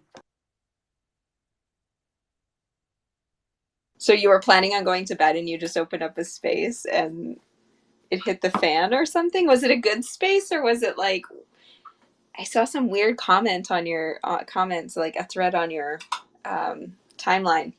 Forgive me if you hear sounds in the background. I'm trying to make nachos for dinner because adulting.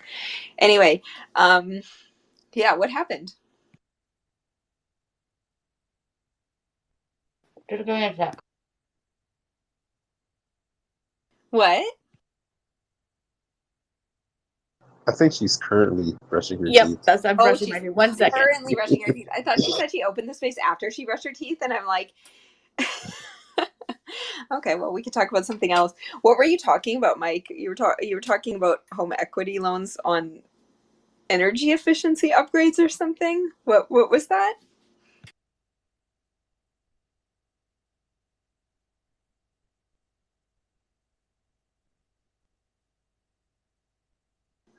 Okay, I think. Hello? Can anyone hear me? Yes. I think we're all brushing our teeth. Sorry, I'm not. Give me one more second.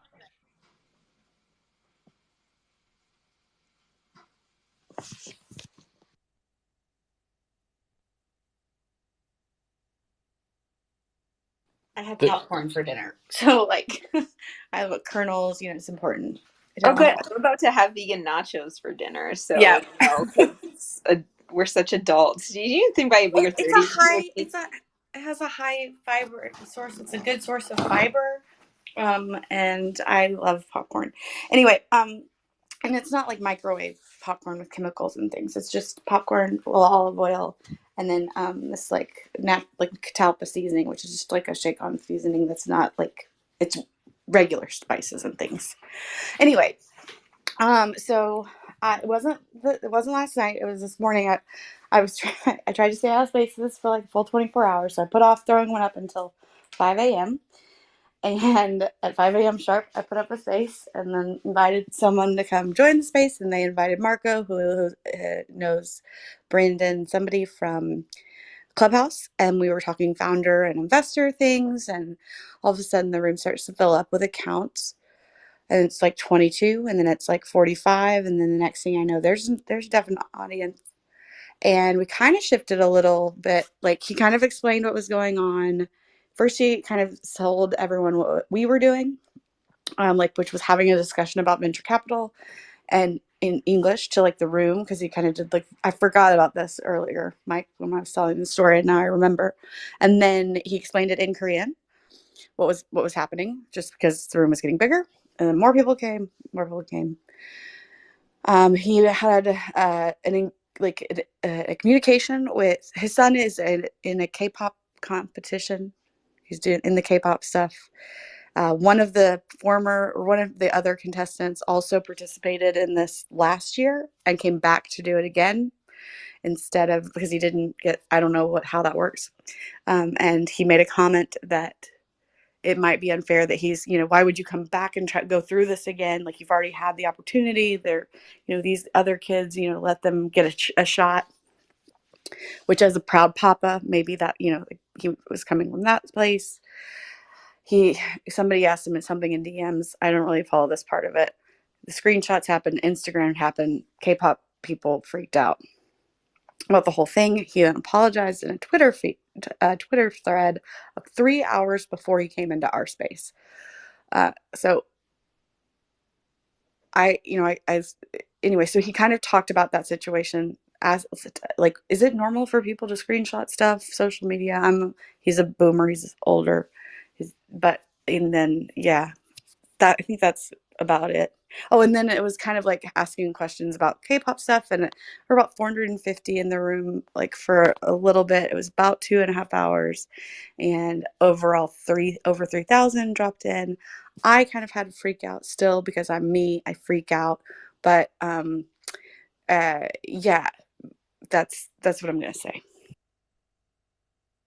It wasn't me. It was that guy and K-pop.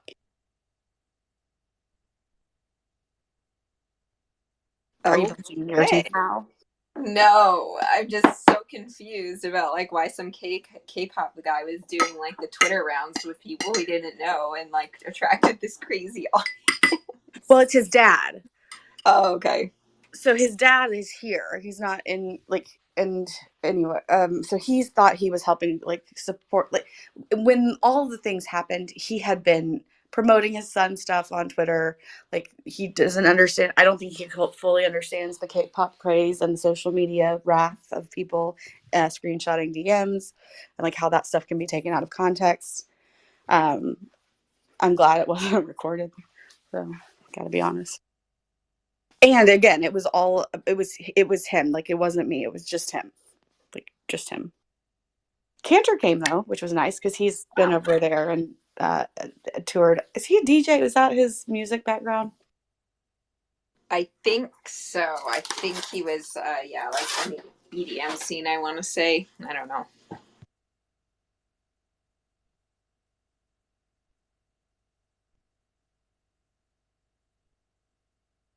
But enough about me. Let's talk about you. I wrote that. I wish I had something interesting to talk about. I don't think I did anything interesting today. Did some PR outreach for a client. Took 2 naps. I'm not really sure. Now I'm cutting up jalapenos. Somebody else give me something.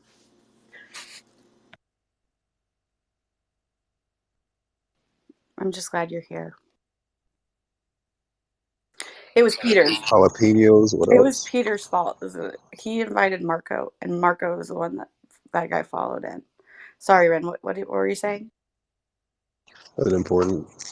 I was asking what other toppings are going on in nachos. That is very important. What are going on my nachos? Well, I make a fresh pico de gallo to dip them in, but I put cheese and red onion and a mixture of raw and pickled jalapenos and black olives. Do you add the raw ones for crunch or what? No, I just like the dynamic flavor profile because the raw ones have like a totally different flavor than pickled ones. So I like to mix it up. It's a thing. Is the cheese vegan? The cheese is vegan, yes. Vegan mozzarella. It's really good. Like, how is that like made? What is the Uh, what is the cheese behind that? I think this one is made from soy product, but they're made from a bunch of different products. So I have vegan cheeses that are made out of cashews. I have almond based ones. Some have like a coconut oil base. Really just depends on the brand. But one of the best vegan cheeses is actually called Violife. They have like a smoked Gouda. They should, if you're somewhere in North America, they sell it at Whole Foods. It's really good. And it melts like cheese too. So when you make a grilled cheese sandwich, it tastes like exactly like a grilled cheese sandwich. Yeah. Yeah, I've had it once. It was great. Can tell the difference. But since you're using olives, I trust your nachos and I think they're gonna come out great.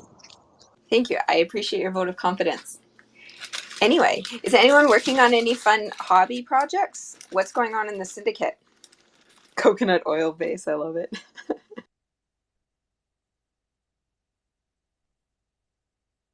I had a productive legal work and other stuff day, which is nice. Frick! No, I didn't. I just remembered I forgot to do something. Fuck. Damn it. Sorry. I gotta go.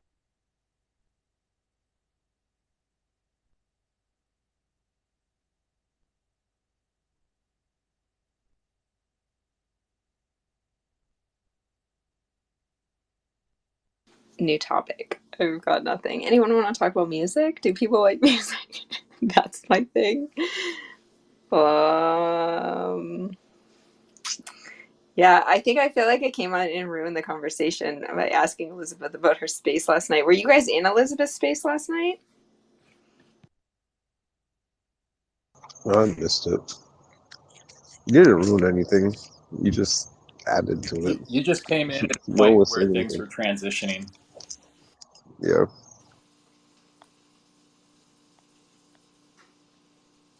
If you want to talk about music, we can talk about music because I'm always looking for new, interesting stuff, particularly things that don't have words in them or have foreign language words in them because they're less distracting for me when I'm trying to write.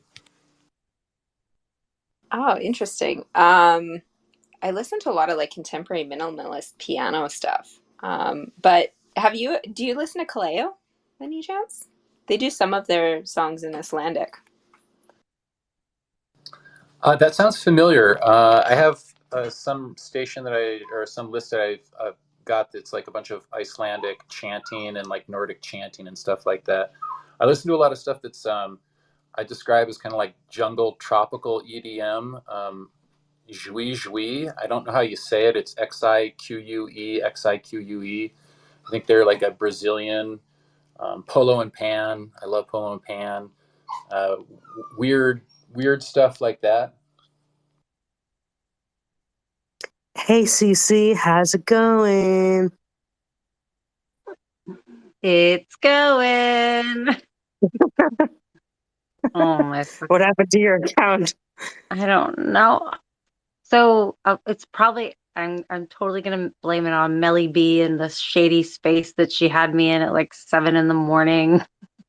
Like, Uh-oh. no, it's not her fault. But okay, so I go in a space and then I just check like one thing, and then all of a sudden I'm like signed out from my main account, and then I can't go back in it, and the retrieval email is something I've never seen. Like it's somebody else's email. Oh, And shit. then I remember I told you when I got a new phone, they won't send me a verification text.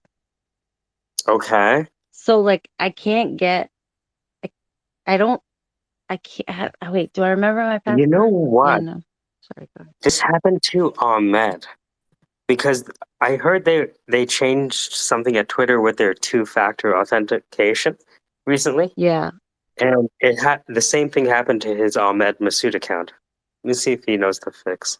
I have my old phone somewhere. I'm thinking, will the notification go to that phone? Even though it doesn't. You know, it's funny. I was looking through my YouTube and I saw that video we did of that woman. Remember? Oh yeah, I'm so close. I'm so close to really getting that somewhere. We never shared that with anyone. We should, because I still have We it did. and it's preserved. Yeah, I have it. I have it on the unlisted video on my YouTube. So just like if you don't have the link, you can't see it. Oh, you can share it. CC, Yeah, I'll share it. CC, do you not have access to your old phone number? You changed your phone number. Is that what the issue is? I have the same phone number, but when I try to get the verification, it just won't come. Like it's like I can't even use Twitter on my phone. So I've been using it on my tablet, but then something happened the other day that now I'm just signed out on that too. But I did look it up, my account, so you can still see it. Like it's not gone, right? I don't know. It's just carry occasion, but I think it's, even though that's my sister, I'm really trying to help her out. See, anyway, yes, it's my main account and I fucked it all up. But yeah, hopefully Ahmed knows. Didn't mean to bring everyone down. Just Oh, that just pissed. sucks. And like I know that I've had the issues with two-factor authentication because I use a dual SIM. I have my US number on one SIM card and my Canadian number on another SIM card. And usually if I'm spending time in the US, I turn off my Canadian SIM or take it out of my phone. So when I have to deal with like the two-factor authentication, I come up against the issue of like it sends it to my Canadian number and my Canadian number is like inactive. Um, but it's strange that you have the same phone number and you're still running into this issue. Yeah, That's super fucked up. I know. And I have to find my phone. I don't know where it is. It's got to be something, the old one. Maybe it's getting sent there, but I don't see how anything could be sent there. It just doesn't make sense. Is it possible that the person whose email is now associated did you say the email associated with your account is different now too? Yeah, I mean, the phone thing has been going on for a while. Like, I've had this new phone since December, and I haven't been able to have Twitter on my phone. So that's one thing. But the email, it begins with an H. Like, it's not me. It's definitely not the email that I signed up with. Do you think whoever, it sounds like someone took your account, and if they did, maybe they changed the phone number on the account? Well, it still had the last four digits Oh, okay. the same. That is so strange. That's I I know. feel your pain. That is so shitty. I'm sorry. I wish I could be more helpful. It's okay. It's so annoying though, because I did this with another account. Um, like I know the email and the password, but I no longer work at the place, and my email is, I don't even know if I can't check that email to get a verification. So, even if you know like the email and the password to to an account. Like you can't, that doesn't necessarily mean that you can even get it. It's just there's so many little things, but when I try to go through technical assistance, like there's nowhere to go. And I'm like, Elon, please help me. I just don't even know where to start. He's like all about his verification bullshit right now. Like, can't we just take care of the little people and get our fucking accounts active? Who care? Yeah, it sucks. I do PR work as like part of my freelance stuff because I've been in communications and stuff for years. But the my clients like hate Twitter these days, so I'm trying to get them on Twitter because it's a high concentration of journalists and stuff, right? So if they want media exposure, it's good for them to build thought leadership in Twitter. And I don't know, like I've had multiple clients that I tried to re-onboard to Twitter that have been like, they'd go back to these Twitter accounts that are like legacy accounts. They haven't used them in forever. They've just been dormant and they're like, oh, I can't get in. And now there's like some cartoon JPEG or something as my profile picture. So like a lot of these crypto accounts have done this. They've hacked old accounts and like stolen them from people. Yeah, I mean, Twitter's a fucking mess right now. I have faith that it's going to get fixed, but like we're in a really annoying transition period from a user experience perspective. And I hope they work it out soon. Yeah. Now I'm in like my slut mode account. My Is that you? oh yeah, that's me. No, but I did tell Ruckus that that was me, and he believed me. I think everyone believed me on that one. I'm like, it's like Calvin Klein, circa 90s or something. I don't. It was like a vision board picture that I had when I was like, I don't even know, fucking manifesting for the first time in like 2009. I want to say. Amazing. But yeah, it's me. I mean, like to be fair, it is crypto Twitter. There are plenty of naked girl PFPs in crypto Twitter, so it's That's not true. surprising if it would be if it was you. But I was gonna say super hot. Actually, oh my God, there are some women that actually look like that in crypto Twitter. Have you seen them? Oh my God, I'm like, holy shit. Yeah, they're like really attractive. I'm like, holy fuck. Actually, someone just posted a video with Andrew Tate the other day. I thought that was kind of funny. Like, she's so hot. She's hanging out with, not that I don't, I have a lot of mixed feelings on Andrew Tate, but I just thought it was so funny. Like, I'm like, damn, she's really hot. Anyway, she's not as cool as I am though. It's likely true. There's probably a reason a lot of the Instagram influencers have not flooded the social audio space. They've spent a lot of time being hot and like not much else. So, not to say that's a blanket thing for everyone that's hot, but there's definitely, I think, a generation of people that skipped the build your personality aspect of being a human and just went straight to looking good in pictures. Yeah, I mean, I guess it sells. So, I mean, whatever they want to do. I just think It worked for beer. Why not NFTs, right? Oh, I mean, it works for everything. Sex has always like been, is it? I mean, there's a reason sex sells is a popular um, motto in marketing, and it never goes away. So it works. There's no reason not to do it. I had a biology teacher that once said that pretty much everything comes down to food and sex, and humans make that pretty complicated. But I'm not sure. I'm not sure he's wrong.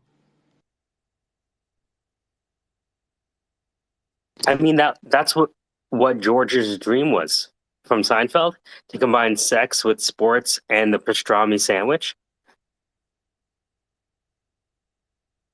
That makes me want a Jason Alexander celebrity sitting on sandwiches print. Have you guys ever seen that artist on Instagram? No, do they put Jason Alexander on like a bunch of different things? No, they put Oh, celebrities on sandwiches. It's literally exactly what it sounds like. They oh have my God, that's they're so these funny. funny kind of like sketches. I think they're like watercolor with a pencil drawing underneath or something. I don't know. But anyway, it's a really distinct style, but it's just like cartoon celebrities sitting on cartoon sandwiches. And then they'll do like what do you call it? I don't know, like uh iconic sandwiches from around New York City. So like a pastrami sandwich or something from Cat's Deli or something like that. But yeah, they it's hilarious. I really want one of those prints one day.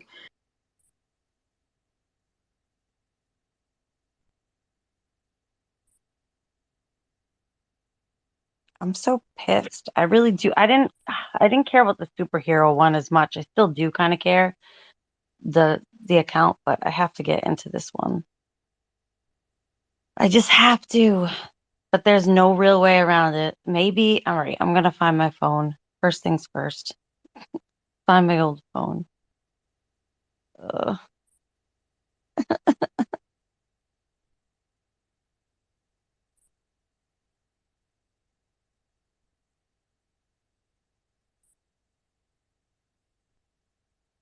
What does everyone think about this blue check mark thing that's going to happen um, at the end of the week? I have a weird thing with my blue check mark because I got Twitter Blue when it was released, but then I canceled it 2 weeks later. So I was only charged for the first month, and I haven't been charged since.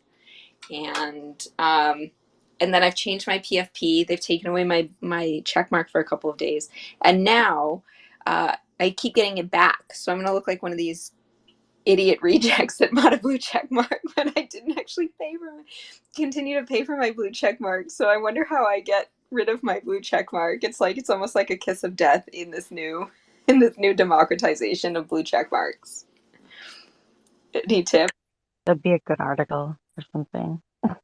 That's funny. Well, Trials and tribulations. yeah, I'm kind of convinced that something happened where the blue check mark, like the Twitter Blue, wasn't a super successful program. So anybody who did buy the initial purchase, when they canceled it, they just kept their blue check mark to make Twitter look more like make it look like there was more paid subscribers than there actually was. I suspect that might be the case, but I don't know. I'm stuck with this like free blue check mark that I don't know what to do with, and I don't necessarily want it after April 1st. Wait, so you can't even get rid of it? That's so funny. No, Or you're just keeping it? no. I feel like it's fine, but I don't know. I haven't spent much time. I always think like, oh, that's good. That's good if you have it. I don't know. Yeah, yeah. What's wrong with it? Because you're kind of getting it for free, you know? Yeah, well, so what's going to happen is everybody who has a legacy blue check mark, like anybody who had one before Twitter Blue rolled out, so celebrities and all of that, they're losing their blue check mark on after Friday. Um, so they're going to have to pay for Twitter Blue to have a blue check mark. Which some of them think is ridiculous. So celebrities are going to be protesting their blue check mark. Celebrities and thought leaders are going to be protesting this like paid subscription blue check mark, and then average people like are going to be like the general consensus. It seems like in North America, what I'm seeing is like the blue check mark is like a kiss of death after. Like you're an idiot for paying for the subscription. Whereas like overseas, I'm hearing people that are really excited that you can finally get a blue check mark soon, and they're just waiting to buy their blue check mark. So like, I don't know what's going to happen with this rollout. But I saw a tweet from Elon Musk today that actually explains, which I had the theory that the Twitter Blue, the reason Twitter Blue is being done this way. I mean, aside from like making money, I think Twitter Blue, the intention of doing this like person verification thing, it has a few different reasons, but we looked at like celebrity before social media, before Instagram, were basically like rock stars and DJs and actors and stuff, right? Like those were the people that you recognized on the street. And then Instagram came and we sort of like democratized access to celebrity. Anybody could become a celebrity as long as they consistently posted and like, had relatively decent content, and that, like the standards got higher and higher over time.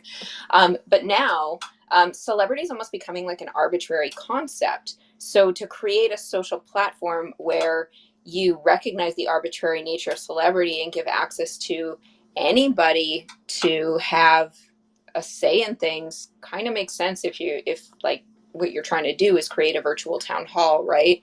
Which I imagine that's his intention here. So yeah, it's just basically like removing, it's flattening hierarchies on the platform, which I'm all for. But people who have these legacy blue check marks back from like 2007, 2008 are not happy about it.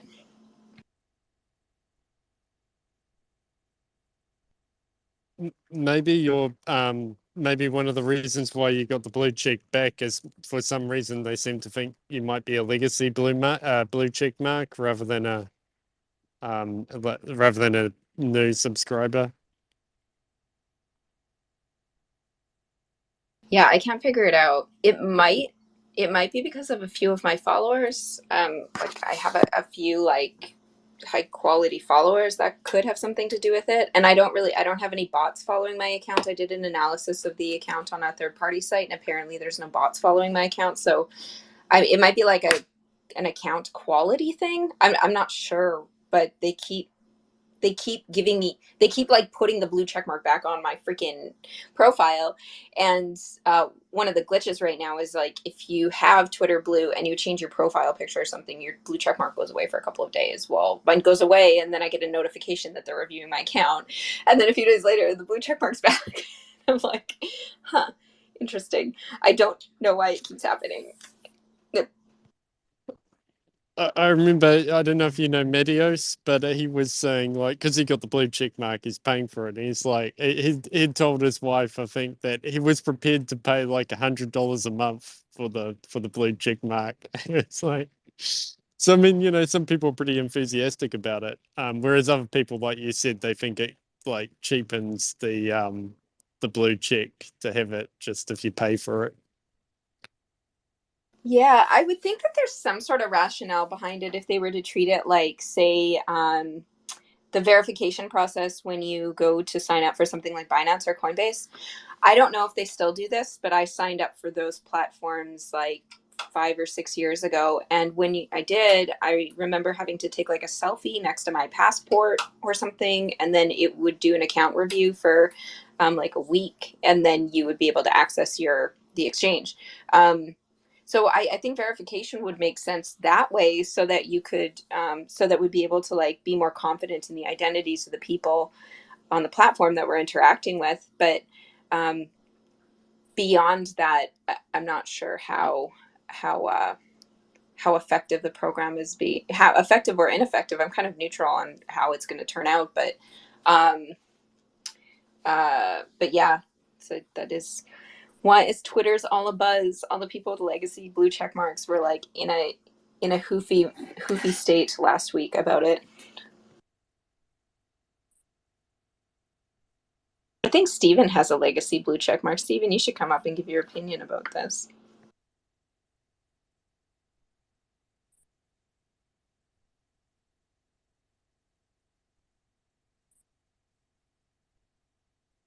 You also apparently used to have to buy them. A lot of people that were in the space that really wanted a blue check mark, they used to apparently there was a market for them. So if you knew somebody in Twitter, you could buy them for like 15,000.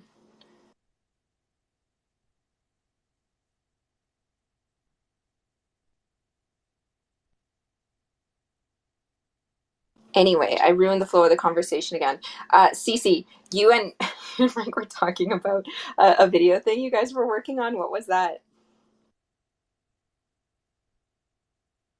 Um, sorry, looking for my phone, my old phone. What was it? It was so I have a lot of old letters and like newspaper clippings, and I was just playing with them. I was I was looking at them, and Michael and I did a kind of commercial for it, and I just got lost at the selling of it, like to make it into an NFT. I couldn't figure that part out, but um oh my gosh, I can't even remember the lady's name, but she was the first female legislator and actually the one on the internet that we had found was a different one. So we had found an earlier first female legislator. So ours was the real, I think. Well, probably not. There's probably another one before that, but anyway, so it was a kind of like a commercial for that person. Cool. Well, did you end up minting it, or is that what you were trying to figure out? You know what? Cece's looking for. Sorry. Yeah, I wasn't really set up. So I wasn't organized back then. I got a bunch of stuff. Now I'm pretty much organized, except I can't find my old phone. So now I can kind of perhaps dabble into that stuff. Um, yeah, and I don't even know if we'd need to sell it um as an NFT. I don't know what would be the most profitable way to make some money on these artifacts that I have. I think that's kind of where we're at. But that was definitely like, I don't know what Michael would call it, but it's like a hook or I don't know, like kind of it gives a backstory to this person. And then we gotta get a buyer and I don't know. That's where we're at. That's where we were at with that. But I have more stuff like land deeds, like, and I live on a really old street. Um, in America, like one of the first streets. So just kind of stuff like that I'm trying to sell. So Neat. I'm working on it. History NFTs. I love it. Yes. Hey, Steven, blue check mark. What do you think? Do you have a legacy blue check mark? This is a Twitter blue check mark. I I don't think I've had another check mark since probably my 2008 profile, I think. And I think I started this one, the one I'm on now, and I think it was 2011. And there were a handful in between. Some works, to be proud of, others just experimental profiles. Now on the badge side of things, on the checkmark side, there were some benefits that you get, like built-in analytics of what's going on your profile, the ability to follow or follow back up to 1,000 people a day. And hey, so for right now, you can do longer tweets, and they're doing the experimental products and some of the surveys that come through. They're kind of cool. Uh, and I don't remember if the Legacy Blue were getting those, but I I I saw that I had a crack at some of the features and things that I could plug in, and I was like, yeah, for whatever it was, I think it was like $3-4 when I signed up, and I wanted to experiment, see what was in there, and it's lacking quite a bit, but they're like the ability to bookmark and is awesome. Longer tweets are awesome. Super follows are awesome. Uh, the threads, I can't remember if everybody can do threads, but those are awesome. Um, yeah, and some of the back end inside programs are kind of cool. Uh, for me, I think it's worth it, and I also appreciate someone that's vested in the platform enough to spend 8, 10, $11 a month to be here. I appreciate it as a qualifier, and I don't belittle anyone for it.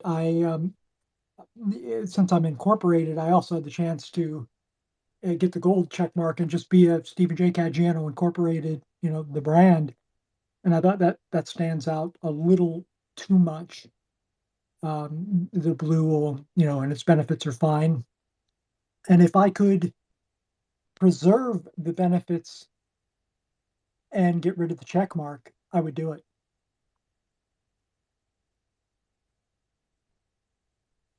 Yeah, you know what's interesting is they give me the blue check mark back, but I lost all those benefits, so I can't edit tweets. You can still do you can still do threads, and you can still do what else? Bookmarking without the blue check mark, but you can't do those longer form tweets and editing. I think that's what I lost. So I'm not sure. It sounds like they've built in a few other features or something since I originally signed up for it. But my unpaid blue check mark has revoked all of those features. But yeah, I mean, like I would love it if it came with that additional sort of verification process so that so that there was some sort of like legitimacy of like the people that we're interacting with. So that whole authentication process or the verification process that you went through with Binance or Coinbase, I think would make a lot of sense, especially because I can't imagine Elon Musk isn't pushing this platform in the direction of like being a main like a place for DeFi. So so yeah, I think that I like I said, I'm sort of neutral on the whole blue checkmark program right now, but you know, if we know Elon Musk, there is a reason for everything. So we'll see. Yeah, because I think Meta, they've got their verification system now where you need to use some sort of government ID. So I don't know, Twitter could do the same thing.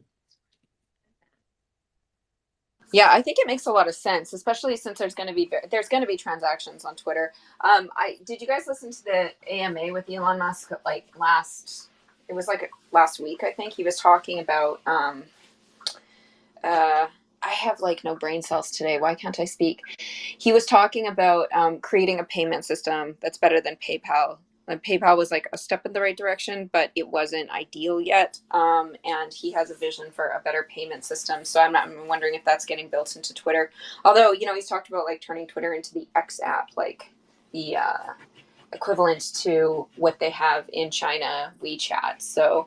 Um, so it would make sense to integrate payments and products and stuff into it.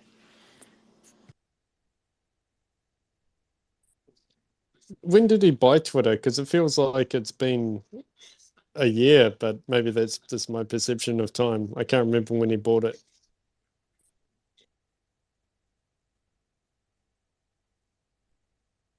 Don't know.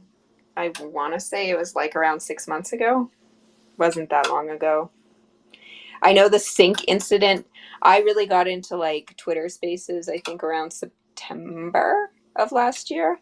And the sync incident has happened since then. So the sync incident was like when he first got it. So it has to have been in like the last 6 or 7 months, I guess.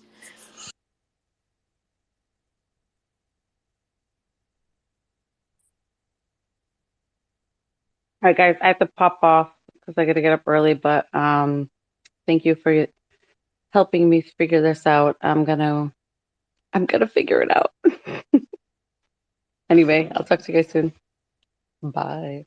Good luck. I hope you can access your old account. Good luck.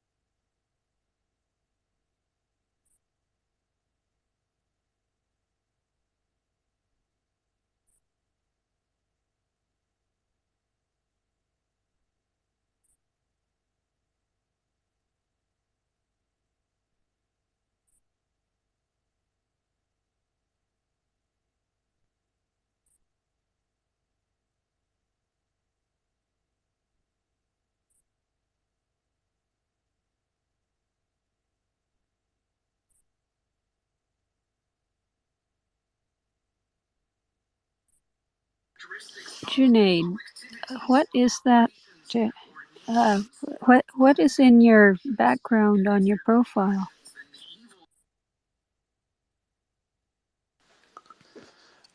It's a frog. I was messing around making an iOS wrapper for Dolly, and I made one that basically puts frogs in absolutely everything. So yeah, that was, I think the prompt was something like a a piece of artwork by Banksy, and of course, since the app adds frogs, it was a piece of art, frog art by Banksy. So yeah, just a frog art.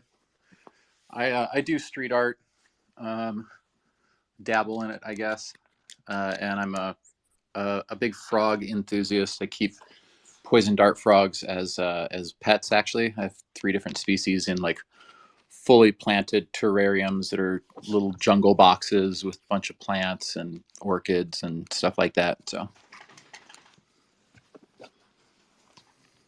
Oh, you do street art? What medium do you use? Are you like a spray paint or a wheat paste or? yeah, I do spray paint and stencil is my main thing. Um, yeah, I was actually kind of dared into it. Hold on one second. I'm gonna put my headset on.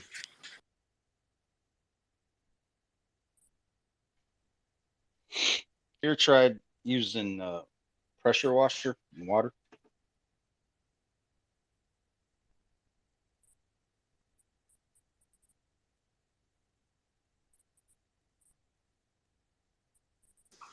Okay, can you hear me? Hmm. I hear you. Okay, there we go. So yeah, I keep a few different poison dart frogs. Where were we at? What was I talking about? We're Street Yeah, art. you said. Oh Oh, yeah, the street art. It's primarily stencil and spray paint, and I mostly do frogs and done like a big dragonfly and then leaves for my frogs to sit on. Uh, I started experimenting with like various art mediums a few years ago, and then I was a big fan of a local street artist who's a stencil master. Um, and I used to dialogue with them on Instagram when I'd find one of their pieces or whatever. And during the very early days of the pandemic, I I tried to ask them if I could buy a print from them using some of my stimulus money because I wasn't impacted at all from that as far as work went. Uh, and he's like, "No, no, you can't buy a piece, but if you take that frog stencil that you've been working on and you go put it up somewhere down on Pearl Street, then I'll give you a piece." So he basically like dared me to become a street artist, which was, I mean, I was a huge fan of their work. So for me, it was like the equivalent of having your local Banksy dare you to like join their ranks. So super fun. very neat.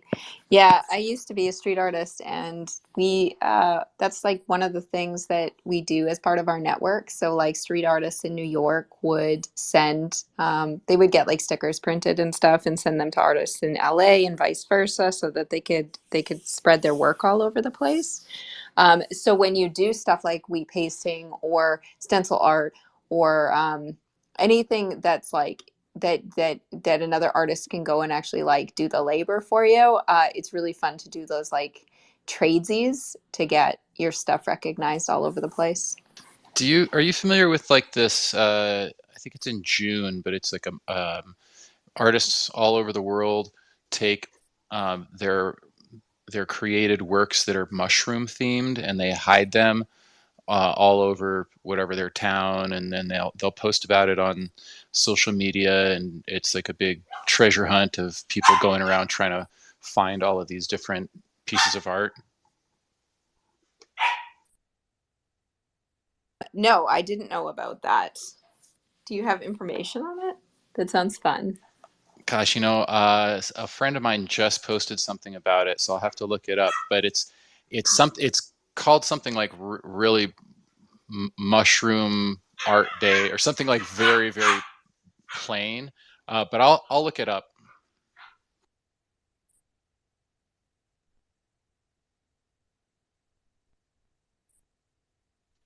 Have you ever tried using a pressure washer in stencils? No, the way that I usually do it is actually with like special graffiti paint, which has it doesn't have as much like pressure behind it, or it's regulated in such a way at least that you don't get as much of that blast effect. Um, because if you don't have your stencils like pasted to the wall or whatever it is that you're painting, then if you got too much like force coming out of the can, it'll float your stencil up, and then your edges will look all fuzzy and not distinct. So, yeah, generally I just use Montana spray paint.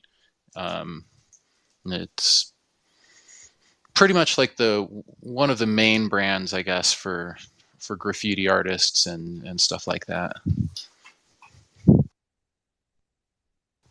You can Nice. find I'll me have on to pick some up Instagram next time I want to tag something. you can find me on Instagram at Frog Graffiti, but as one word. Frog Graffiti, one word Instagram. I'll check it out Yeah. right now. Yeah, I seen somebody that did some pretty cool stuff with just the water and a pressure washer and stencils like on the sidewalk. You know, it's just temporary, but it's pretty cool.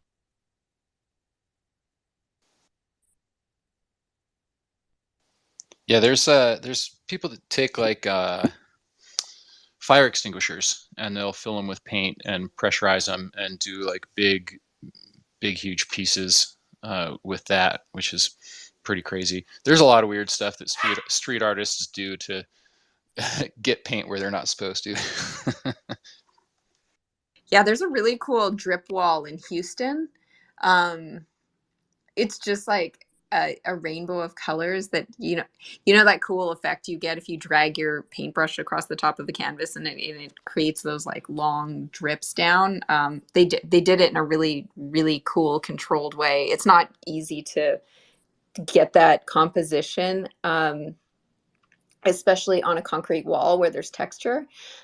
So it's actually pretty impressive. But yeah, street artists will do anything to like be unique and recognizable, I think. And they experiment with a lot of different really cool mediums. I love street art. I really believe in the democratization of art. So I love seeing street art out there. For sure, that's one of the things I really enjoy about it. In a big way, I almost appreciate even like shitty tags and big crappy bubble letters. Even though I don't like them, but I like that they're there in some ways because it's a little bit of a yeah. It's people who got born into a place where everything was already built and there's no space for them, and it's like a little bit of a way for them to be like, hey, yo, I'm here too. I'm here too. uh, Plus some of it's just really good too. I mean, I live in Denver, and there's some spots here that I go and there's amazing stuff, and some of it's mural art, which is sanctioned, and versus street art, which I qualify as basically being unsanctioned. And there's sometimes friction between the people who do that, but most of the artists that I know in the scene here, they do both, right? Like they're happy to get somebody that wants a wall done, but they'll totally go put up something in an alley in Rhino, if the mood strikes. I actually like to paint on the ground, because I'm painting frogs, and a lot of them kind of are from sort of a top down perspective. I like to put them on like walking paths and like electrical boxes that are built into the ground, things like that. And or like I'll sit down at a bus stop and do a frog on the ground real quick, and they get kicked out real fast, which I don't mind at all. It's temporary. I don't mind at all. Like even when other artists come over and just go right over me. Um, but yeah, it's fun. Oh, It's a lot of fun. that's a big no-no in a big street art city like New York. There's like an understanding. If somebody has put up quality art, you do not go over it. Like it's a no-no in that game. It You don't is, want to but be like people will try to start beef like that, right? And I'm not gonna. I'm not going to let somebody treat me like a toy by by baiting me into going over my piece with their crappy tag. It's happened to me before where somebody's gone over my stuff pretty quickly, with just a real bad 30-second tag. And then called me out on Instagram, even though they don't follow me, but they're just like, who's this fool putting up this dragonfly? Da, da, da. And I'm like, I don't care. Go for it, dude. Like, what, you think that $7 of paint is going to get me upset? I'm sorry, but it's not. It's not worth getting shot at. Totally, yeah. And some of these guys are thugs out here. I mean, like, I've got some of the guys that follow my frog graffiti account. They're gangsters, you know. A lot of them respect what I do, and like they like what I do, and I don't try to go over people or anything like that. So most of the street artists that know me at all, and it's not like I'm known or anything, but any of them that actually know me out here in the Denver scene, they don't really mess with me. They respect my stuff. If I post about a new piece on my stories, they're like, I get heart reacts from the gangsters. So who doesn't like a frog, right? I mean, come on. Yeah, I like going around Anchorage and seeing the different gang tags and stuff. It's interesting to see how they change over time. There's this really interesting one in Spinard, which is used to be a big, or still is somewhat, like we drive down Spinard and play Spot the Hooker, because there's a lot of them there. But there's this like underpass thing where it goes under the road, and it's like graffiti, but it's like, I don't even know how they made it, but it's like chipped into the wall. Uh, so it's got like three-dimensional. It's pretty interesting. Super weird.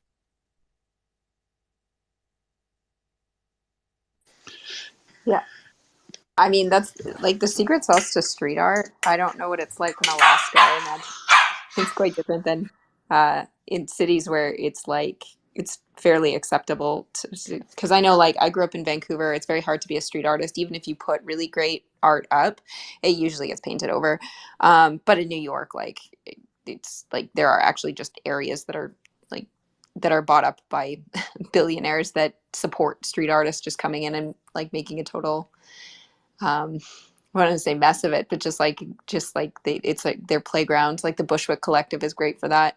But the one thing you want to get is, I guess, street art is modeled after pop art, and I love that. If you can come up with like a really recognizable brand, um, then like you're golden. A friend of mine does street art in New York and LA. His name is Dirt. Well, his street name is Dirt Cobain, and he came up with a I, really I think I recognizable. follow Dirt Cobain actually. Yeah, he does these like pill bottles, these I'm gonna need a Xanax for that or whatever pill bottles. And it became a really recognizable brand. And the only reason he turned to street art is because he'd been going up and down at the galleries in Melrose for years trying to get somebody to represent him and somebody to have like him even in a group show, and nobody was taking him on. So he took his art to the streets, and now he gets commissioned all the time to come in and put a big like murals all over New York and LA. So like he actually makes money off of his art. I wouldn't say like I wouldn't say like he's surviving completely on his art, but at least he's making money doing it, and his work is in demand, and it translates really well to streetwear. So like yeah, there's opportunities to do it. And I think street artists are really like, first it was like pop artists. Pop art it would like turned into advertising, like the gold standard for advertising, and then that got into street art, and now it's NFTs, and NFTs are basically just riding that wave of visual culture. Yes, I have an almost like one of my stated like ethoses with my street art is to try to not make money off of it. And so I've been in a few shows and things like that where the price on my piece was that somebody had to spend like at least $150 on another piece or pieces at that show in order to be able to just claim it, right? Or like I love doing art drops and just putting a bunch of 3-4 pieces out and then putting a story out, or just whatever. I did it on right around Christmas, the first year that I was a painter, and put out a bunch of pieces on the Pearl Street Walking Mall in Boulder, and just waited and kind of watched as people came by and picked them up. And I don't know, that's a real fun thing for me. Not like I wouldn't love for it to blow up and be able to like pay my rent and buy me a boat or all that stuff, but to me it's not, it can't, that can't be like why I sit down to start cutting stencils. It's it's just not where I come at it from. All respect to people who do. I know a lot of artists who do eat with their art, and man, they hustle to get that, get that contract to put up a wall or to, get a gallery show going and stuff like that. It's definitely it's a hard hustle to be an artist. Yeah, definitely. I have the same kind of perspective as you on the art thing. I have people that ask me to buy my art all the time, and I just never really sell it. Um, because it's like it's just a therapeutic thing for me. I've been making art since I was 10 years old, and it's just part of who I am. Um, I give it away to people, and I definitely I'll trade. Like, it's common in the street art game to like trade with your friends. So you get some of their art, they get some of yours. That way, if one or both of you become successful, you guys can benefit from having a really valuable collection. Otherwise, you just like having your friend's art, which is, the whole concept of art for art's sake, which is really what I believe in. I did my degree in art history, and all I ever tell anybody who asks me about art is you like what you like, and that's all you need to know about art. Um, so yeah, I like your approach. I think that's great. What is your Instagram again? It's the word frog and the word graffiti, but with with the G's joined up, and just one of them, or whatever, portmanteaued. Yeah, I was a poor kid, and we didn't get to go to galleries or shows and things like that. And for me, like, I I certainly love all the real fancy stuff too, but I think there's a real value in just having the normal stage on which people's lives take place be filled up with some beauty and something other than like the same gray brick that you can see anywhere, and the same lame concrete, blank wall that you can see anywhere. Like, fill it up with some color, fill it up with some life, with some message, some hope, something that is cool.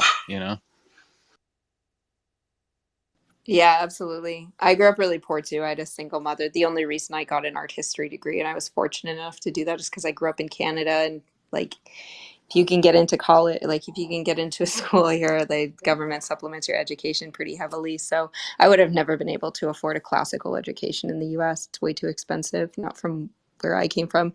But yeah, like the whole idea of putting your art in public spaces for everybody to enjoy. It's one of the things I love. Like, there's artists like Chuck Close does that in subway stations in New York. So he's gone in and done a bunch of really beautiful, massive murals. So anybody who walks through the subway station, that those are installed, and gets to see those. I know. Is it Alex Monopoly or something? He does like he does these bronze sculptures of the Monopoly Man. He's got a bunch of pieces in subway stations around the city as well. But yeah, I think it's cool that you're thoughtful about where you place your frogs, because yeah, I really like site specific art. I like when people are really clear on where they're putting an image in an environment, and being very intentional about that. One of the things that I can't stand is when I see art and it's just like so out of place and it doesn't make sense. Like, there's no context. Particularly when it's an otherwise great piece, but it doesn't fit where they put it. So there was this one, I think it was like my third or fourth piece that I put up, and it was, I think a 5-layer stencil. No, it's a 5-layer stencil. And I like to do stuff on glass because some of the photos that I use as reference for my work. They are from my frogs that are on glass. And this one particular one that I was doing, it was called belly shots. It was like if a frog was on the glass and you were looking on it at it from the outside, that was the shot, you know. And so there was this building that had all of these like planters right up against the insides of their windows, and I mean, totally jungled out onto their windows. So perfect spot to put like a frog in, like, oh, I'm a frog in here in this totally jungled area and I'm climbing this glass. Like perfect spot to put it. And yeah, I put it up there and it was great. That was like one of my favorite placements. And it hung on for about 4 months before they washed the windows a couple of times, but then at some point somebody went ahead and buffed it. Which, I mean, you know, it's the nature.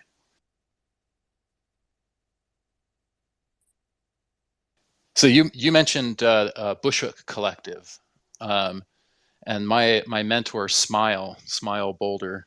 Uh, he's gone out to New York and Paris and a few other places and done some painting. But he was hanging out with the guys at the Bushwick, or the people at the Bushwick Collective, and did some things around there. You've also got Nikos or Nichos or whatever there, who's super awesome style.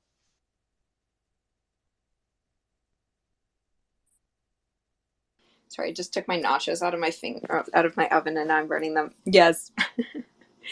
Yeah, there's so many amazing artists in the Bushwick Collective. I think the concept behind it is somebody, like a real estate developer, bought some warehouses, and there's actually artist studios in the warehouses, and then artists are encouraged to paint on the buildings. So it's like 5 blocks by 5 blocks ish in Bushwick, where it's just like plastered with amazing art. It's a really cool area.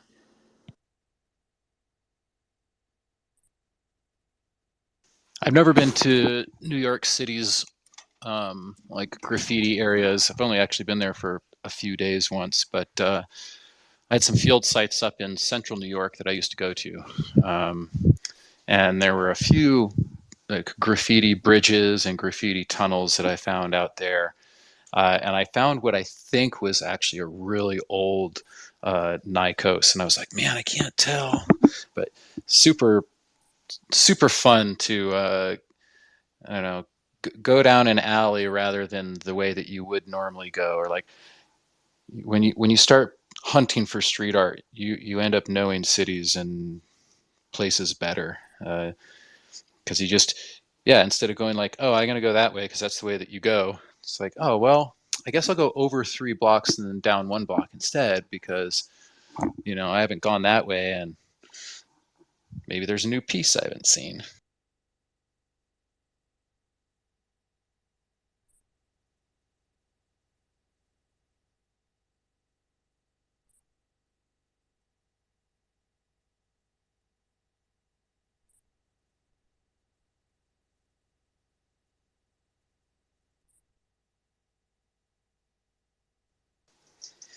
All right, y'all. Thank Okay. you again for the space and the mic. I'm gonna see if I can get these puppies to settle down and enjoy my scotch. Yeah, it was great chatting with you. I'm sorry, nobody else is on the street arts subject, so I'm gonna probably leave the room too, so that they can start something. I feel like I keep ruining the conversation, but it was nice to meet you. Absolutely. Good night, y'all.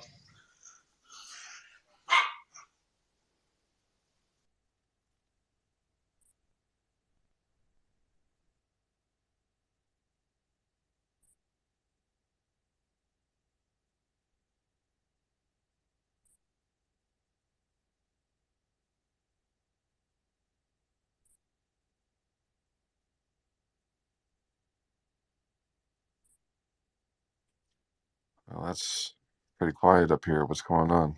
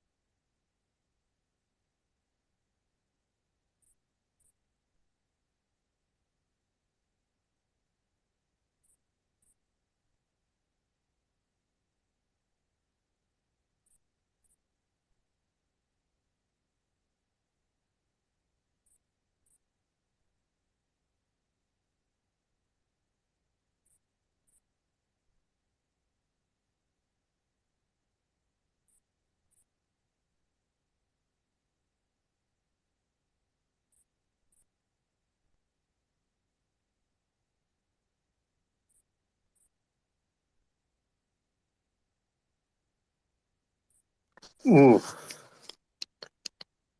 I get it. Oof. Dan, you survived. Barely. I'm kind of. I'm not supposed to be awake right now. I definitely am going to go to sleep. Like I don't know. Hopefully by 1, because Hmm. the sleep schedule's fucked. But how you doing, man? Oh, just working away in the background on the phone. But I don't know. My brain is kind of fried from. When's the last time you spent 12 hours in a classroom? Oh God. Right? No, I don't want to think like that. My brain is going away as you speak. Man. Hey, I was watching this thing where this guy said Ray Kroc, he got into business with the McDonald's Yeah, people when he was 53. I didn't realize that. yeah. He was older. That's kind of wild. When is that when he started McDonald's? 53, really? Yeah, isn't Wow, that wild? that's wild. And you just had, and his background is in sales. Yeah, yeah. He just kind of saw the opportunity that they weren't really leveraging, and was like, "Dude, I can leverage it." Yeah, that story is kind of good and bad, though. You know Just, what? yeah. With enough time, all the stories are good and bad. Yeah. What'd you think of the Emmy space? The Novos space earlier today. I, I liked it. Did you know the other person, or they ran like But the they the third no, person? that was a friend of Emmy's. I didn't know her, but Okay. she seemed pretty cool. Hmm. Hmm. Yeah, I think she was an academic or something because she definitely had a depth of knowledge that. Yeah, she understood what she was talking about. Yeah, yeah. Hmm. At first, I thought.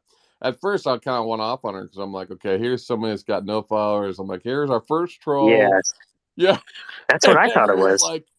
like, no, wait, that's my friend. I was like, oh, okay. Um, that was cool though, man. So Uh, what's Emmy up to? Emmy is He's a free he's spirit, eh? yeah, free spirit. Different. I mean, we're an odd pairing, I think, a little bit. But I remember the first time I Yeah. met him, we really connected on the deep level stuff. And but we were talking about something, and he was like, "Hold on, I'm doing a protest. I'll be right back." So it's like Hmm. he's I think that he had some hard. He was going through some difficult stuff around. Everyone had a difficult, really, end of the year. Um, and I think he got some help, and he's sort of like he's out of that startup that he was working for. They just didn't appreciate him What, enough. the VR place? Yeah. That seemed promising. No, are they about to launch? Well, they had been launched, and they actually, they had some money from Meta, and they were working, but they didn't have a ton. You know what I mean? They had maybe 600 grand or something like that, and that was over 3 years. So that probably got burned down a lot, and they wanted to do everything sort of like hotshot Silicon Valley style. They, even though Emmy was like, "Hey, we should work on this, and these are practical things," and so it sounds like their leadership is a little bit all over the map, and they brought in somebody else who was a consultant that kind of agreed with Emmy, but in the end, man, I don't know. Emmy just didn't feel like it was a good fit, so he kind of took off. Because Emmy was What? like traveling around the world, right? Yeah, You know, yeah, he was. He was going he around the was like the world. famous guy. He was like, "Oh, where are you? Oh, I'm just in Lisbon. Get the fuck out of here." You know? Yeah, I know. But Whatever, you asshole. No, yeah, I really am in Lisbon. All right, but you're still an asshole. yeah. No, It's he learned a interesting. lot. Yeah, we have a lot in common. Like we played the same kind of musical stuff. It's interesting. So, plus, I don't know. I like that high cerebral. I like the conversation we had. I enjoyed the parts of it. So, and it's also like I was telling him, we got to get in the mode of like doing spaces with the theme in order to like, because we talk a lot about like why aren't the themes that we care about resonate? Why aren't they progressively out there and that kind of stuff? And I'm like, well, part of it is there's no champion. Let's go. You want to start the robotics underwater club. Okay, well then let's go. You Hmm. know what I mean? Hmm. Let's create the club and go. So um, yeah, and I like the new Romans. I like just the new To be humans. honest That's with what. you, I think if it was you two interviewing someone, Yeah, I think you don't even need any other guests yeah, because between the two of you, you would cover, a lot of yeah, perspectives. yeah. The other thing I did too is we Yo, you guys should interview that Dr. Wetzel guy. That guy's oh, that on guy was another pretty level. cool. I gotta listen to that again. Now You know where he's what'd you from, do right? that for? Was that a podcast you did for him, or is that was just It something you did for fun, or was, well, the thing is, like, do you know his background? a little bit, but Like, not a ton? like He seems like a he is, Zach. he is Zach if Zach was a mathematician programmer Mm, with the army. I'm gonna send you his thing. yeah. You would love interviewing this guy. This guy was the fucking um officer in charge of multi-domain operations, and before that, he was with the NSA and the FDA. And he wrote all these papers on how to use this thing Mm, called Markov complexity to analyze really big data sets. And what's a bigger data set than the NSA, right? yeah. So just talking to him is like just being like a fucking child. And I would like give him my ideas Yeah. about how things are, and he says, "Oh yes, that's a nice metaphor framework." I'm like, ah, fuck yeah, you're right. You know what I mean? It's just Mm, like, yes, it's what you're saying is a metaphor framework. And while it might be useful, it's still a metaphor with a framework. And I'm like, yeah. fuck, is all I am metaphor? Is all I have metaphors and frameworks? Kind of. You know what I mean? It's not so bad. Could be worse. It could be worse, right? But it's just from like a guy that just looking at a black terminal, playing with Hmm. fucking whatever SQL database, those Yeah. eyes wide shut people are using, you know? Yeah. Did I send you his LinkedIn? Yeah. Mm. Check him out. Especially his papers on, Yeah, let's check them out. yeah. That's very cool, man. Well, you'll have to definitely get. I'm sure you signed up for Brad. You'll get Brad here, sure enough. Freaky Mm, Brad. I like Brad. Yeah, I like him a lot. He's pretty cool. I don't think he's as competent coder as ChatGTP, and I'm sure in time he'll have the same sort of plug-in empire and everything. But it's pretty quick.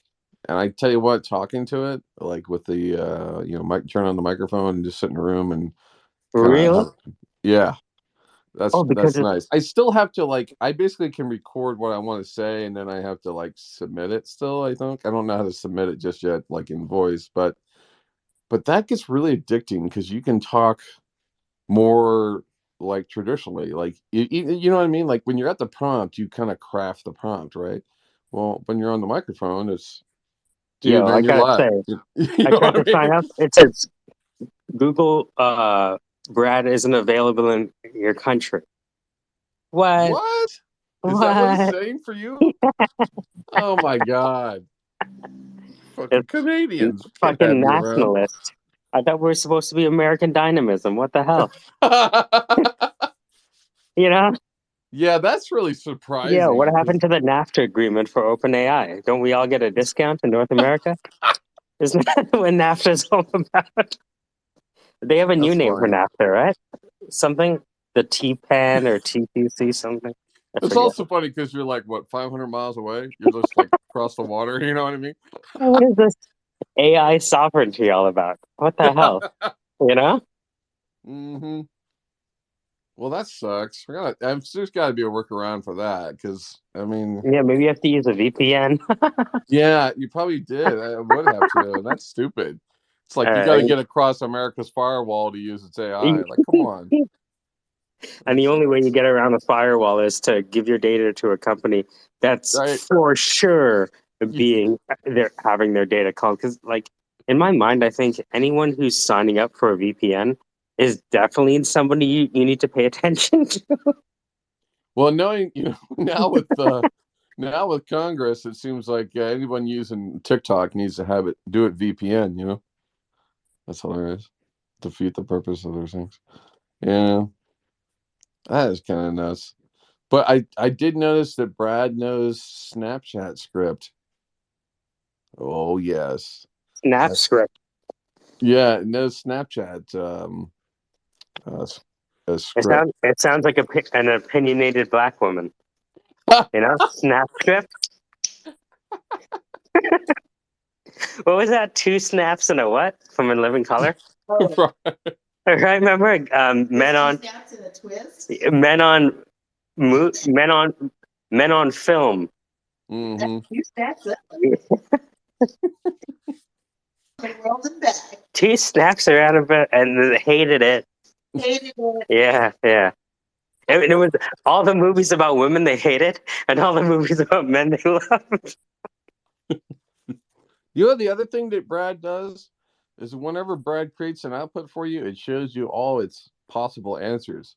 Like it shows you answer 1 that would have given you answer 2 or answer 3. It's kind of interesting. Gives you like drafts of how it would respond to you, and you can sort of like, I don't know, you just kind of get to see how it's thinking a little bit. But yeah, man, seeing some Snap machine learning language code thrown at me, I was kind of like, ooh.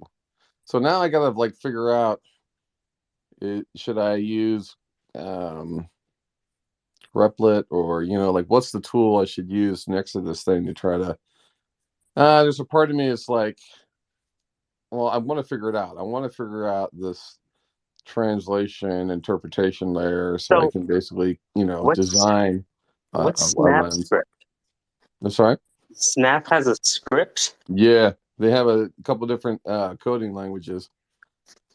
You mean So for like everything from like um fucking pseudo Pokemon fucking apps and shit? yeah, I mean, I don't know about the fullest extent of that, but it has. You know what I mean? Like, that Yeah, what was that Pokemon game that people walked around and found shit? yeah, yeah. The Pokemon Go game. Yeah. Yeah. That's the first thing I think about when I think Snapchat. If people are walking around with their cameras out, open AI. So what would be the goal? Well, I mean, right now it's another capability, and actually, I've always wanted to do Snapchat lenses and get into that, and yeah, it has an understanding of Snap's development material, um, and the scripting language, and that got me thinking about scripting languages. So I was trying to probe and trying to understand all the scripting languages it knows, because there's a lot of different scripting languages that do all kinds of different things. Everything from stocks, formulas, to all kinds of development tools, obviously in Excel, tons of analysis type scripts for like So quantitative and qualitative Snapchat, research. I'm just reading, Snapchat lenses are augmented reality filters for photos and videos, while Snapchat scripts are short form videos with custom text and animations. That doesn't sound right, is it? I don't know. I don't know. I gotta, yeah. Oh, okay, I found it. Oh, go ahead. I was just going to say, I don't know if I mentioned that I talked to a potential investor this afternoon, and I think not. That's the Ooh, most optimistic call I've had so far. really? Yeah, How'd it go? Nice. really, really well. But like he's sent it to his analysts, I guess, to do their analyzing, and I'm going to know something this week.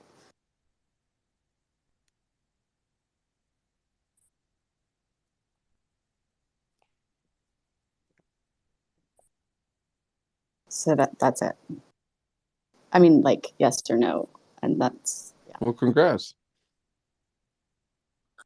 yeah. I don't know how much though, if he's going to fund the round, like the whole thing, or Mm. what. But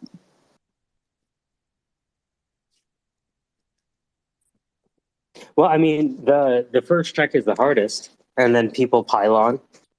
You know, like not like Dan, Kiwi Dan, but like pile on. no, yeah, I know. I'm excited. That's amazing. Who is that? The fourth person you pitched? We're in a recorded space. What did you say? Actually, what did you say? Oh, is that like the fourth person you picked? Like how many people have you picked? Not like in Twitter Like Spaces, but like True fan theory. Pitch. Yeah, Probably the fifth if you count yeah. like some stuff from before over like in a December one. Yeah. hmm It's pretty good batting average, especially in this market, right? I mean, yeah. I've got some concerns, generally speaking, about like I don't know. So if anybody's interested, now's the time.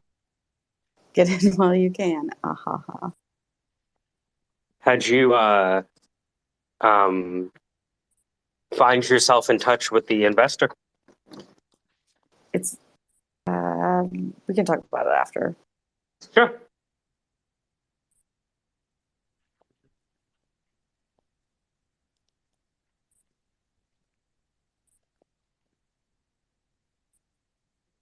We're discussing Anyway, almonds on pizza as being a good thing.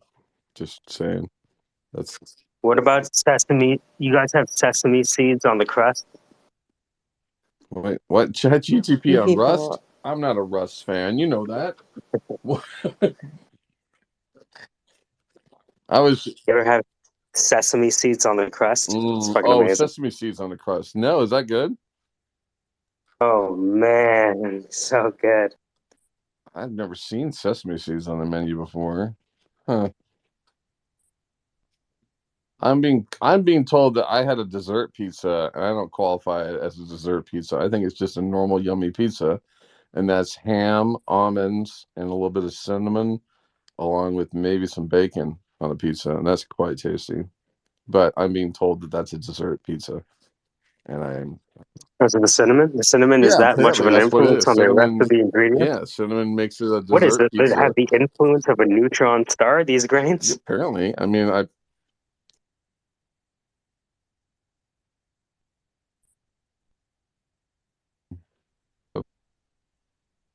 of a person and I mean, someone. it's hard to consume cinnamon when you consider, SIN. That's, it's tough. And cinnamon's flammable. You ever seen those commercials or not commercials, the videos, commercial, the videos where they pour cinnamon on somebody and they can light it on fire, and it No lights. way. Yeah, cinnamon fire, man. I remember the cinnamon challenge. You remember that? I don't remember the cinnamon challenge. There's a cinnamon challenge. It was where people tried to down a spoonful of cinnamon. Oh, I And remember that. Yes, yeah, dude, that's hard. Yeah, and I don't even think that's like smart for you. You know what I mean? no, that was like the mouth version of the milk crate challenge. Yeah.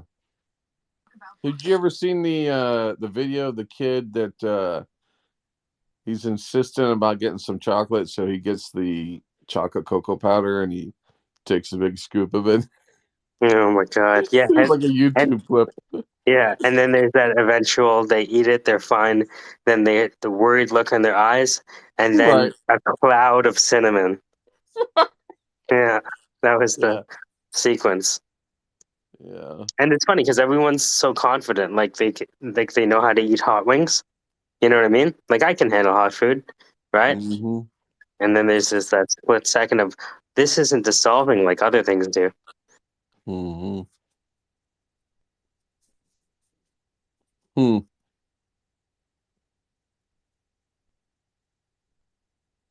So many strange things are out there.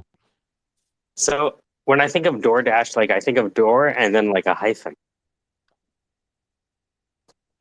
A door dash, you think of door and a hyphen. Yeah, like DoorDash, you know?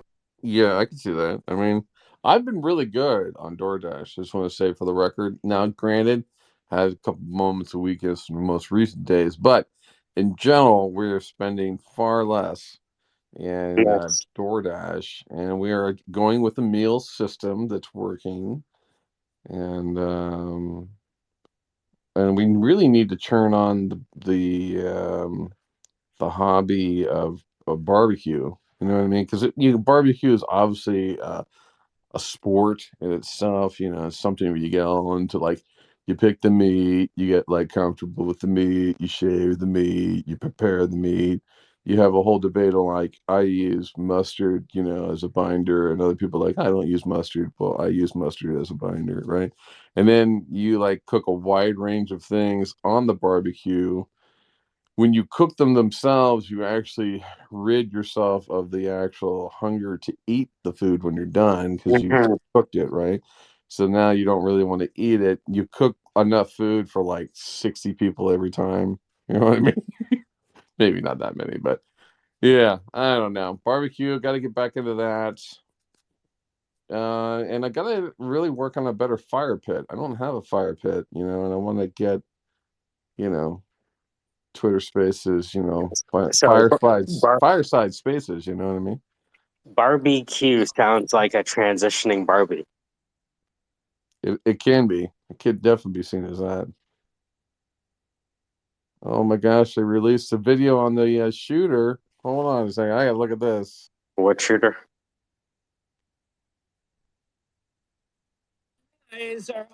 Did you not hear the news this week? No, Oh, you didn't. You don't know about the I was I Nashville? was I was in the gun course. Did somebody do something bad with guns? Yeah, believe it or Oh not, that shit! Nashville had a shooting today. Fuck. We had a person go Not not in a into, school. yeah. Yes, Ah, 3 fuck. children, 3 teachers, and the shooter. What kind of gun? AR-15, two of them. So what's an AR-15? Is that an automatic? Semi-automatic, I believe, but it could probably go Semi- full automatic. Well, I'm yeah. I'm Go ahead. heading out, or Oh, okay. I'm signing off. Just saying good night. Okay. I'll talk to you soon. I I never held a gun in my hand before this weekend, and I had my hands on a few like the semi-automatics were the most powerful thing. And then when I held that in my hand, I'm like, wait a minute. So you're saying there's a level up? Oh, that's what automatic means? I just hold my finger on this trigger and it just keeps firing? Who needs that? Hmm. Yeah, what are you hunting that you need a gun that doesn't stop shooting when you hold the trigger? How many things are you possibly shooting? Wow, this person like shot in the door, the side entrance. They like blew it open, and then, man, this is amazing video that they released. This is Oh crazy. shit, they have the CCTV? Yeah, and they got this girl walking around. She is in full fucking garb, man. Oh, they got the fatigues and everything? Yeah, she is like decked to the nines, military style. That is some fucked up shit. Where are you watching the video? Like what platform? Here, I'll put it. I'll share it on chat. Holy shit! Now, part of me is like, will this be the last real video I ever see in life? You know what I mean? Like, we're on the edge of such change. It, Anyways, this reminds me of down here they had there was a mosque shooting a couple of years ago, real bad, and the guy like videoed, or like the live, I think he had like some sort of camera on him, and so he was videoing the whole thing, like, while he was shooting people. hmm And then afterwards, that platform was on the internet, and then people were sort of like sending the link to each other. I never watched the video, but I know that some people actually got prosecuted for sharing the video. wow. Well, this is just wow. That's I'm fucking looking video at the here. gun. Um, it's funny. I think one of those is a semi-auto. I learned how to fire that. That's crazy. Like the first thing, honestly, that I thought about in the gun class was stuff like this, and I was like, part of me was happy that I know what to do if I ever see a gun. Not that I want to own one. Does that make sense? It's like Yeah. because if I saw a gun before this class, I'd be like, yo, I don't want to touch that, right? But now it's like, okay, I know how to disarm one, and to me, disarming one is like Okay, yes, that's good. I know how to make it I know how to make a gun safe by removing all of the bullets, including the one that might be in the chamber. But yeah, um, Yeah, this is I pretty. talked to some folks about how they can like gerrymander a semi into an auto. And I was like, oh fuck. It's weird the level of transparency Nashville is giving you here, showing you the actual guns with whatever decals the person had on the gun and stuff. I mean, that's kind of fucking crazy. We've never seen that before. Do they have any like? I imagine they have the names. I imagine Yeah, the people were killed. I think so. I don't know if they've announced that yet, but like the president of the fucking school was there. I mean, it's kind of wild. I heard on the radio it was a transgender student, and this was a Yeah, Christian school. I'm not sure if they've been to yeah. that school, but Well, the person went to the school, I guess. They said they were a former student, but like, how many people go back to their elementary school? I mean, that's kind of, you know what I mean? But yeah,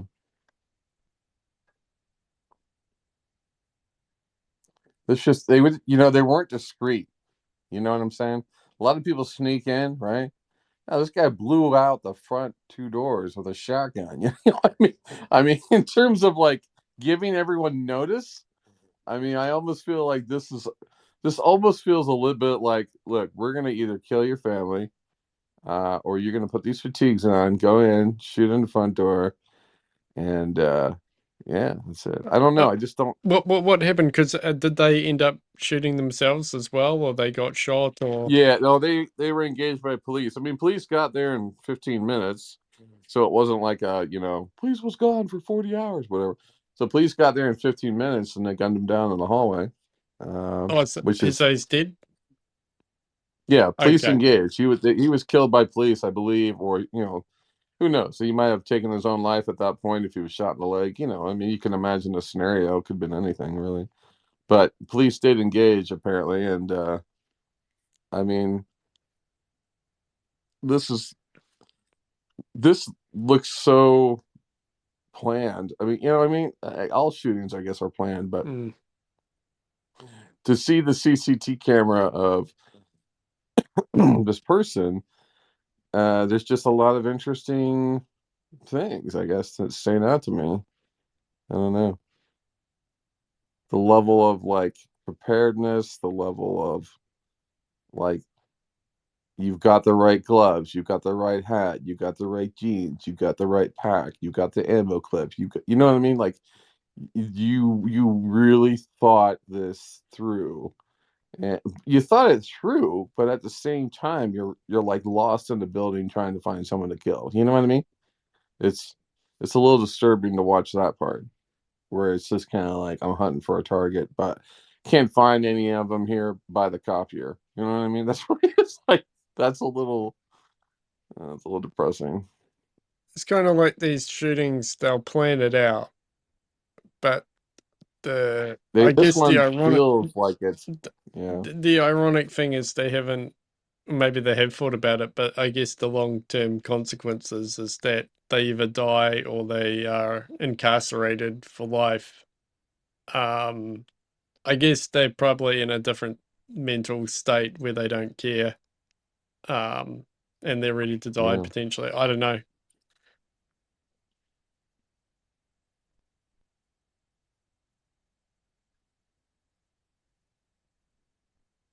Even watching this person walk around with a certain tactical understanding of things, like how to hold a gun, how to do a open entry sort of maneuver and whatnot. It's a I don't know. Yeah, I feel bad for every person ever trained that person. You know what I mean?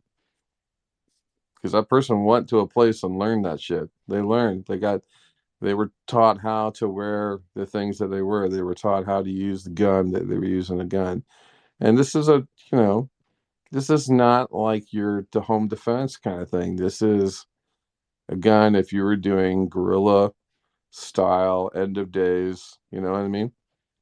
in a lot of ways, Walking Dead and all these fucking shows we watch teach us the very guns that we should have at home. Everybody should have a Kalashnikov AK-47, an Uzi for special occasions.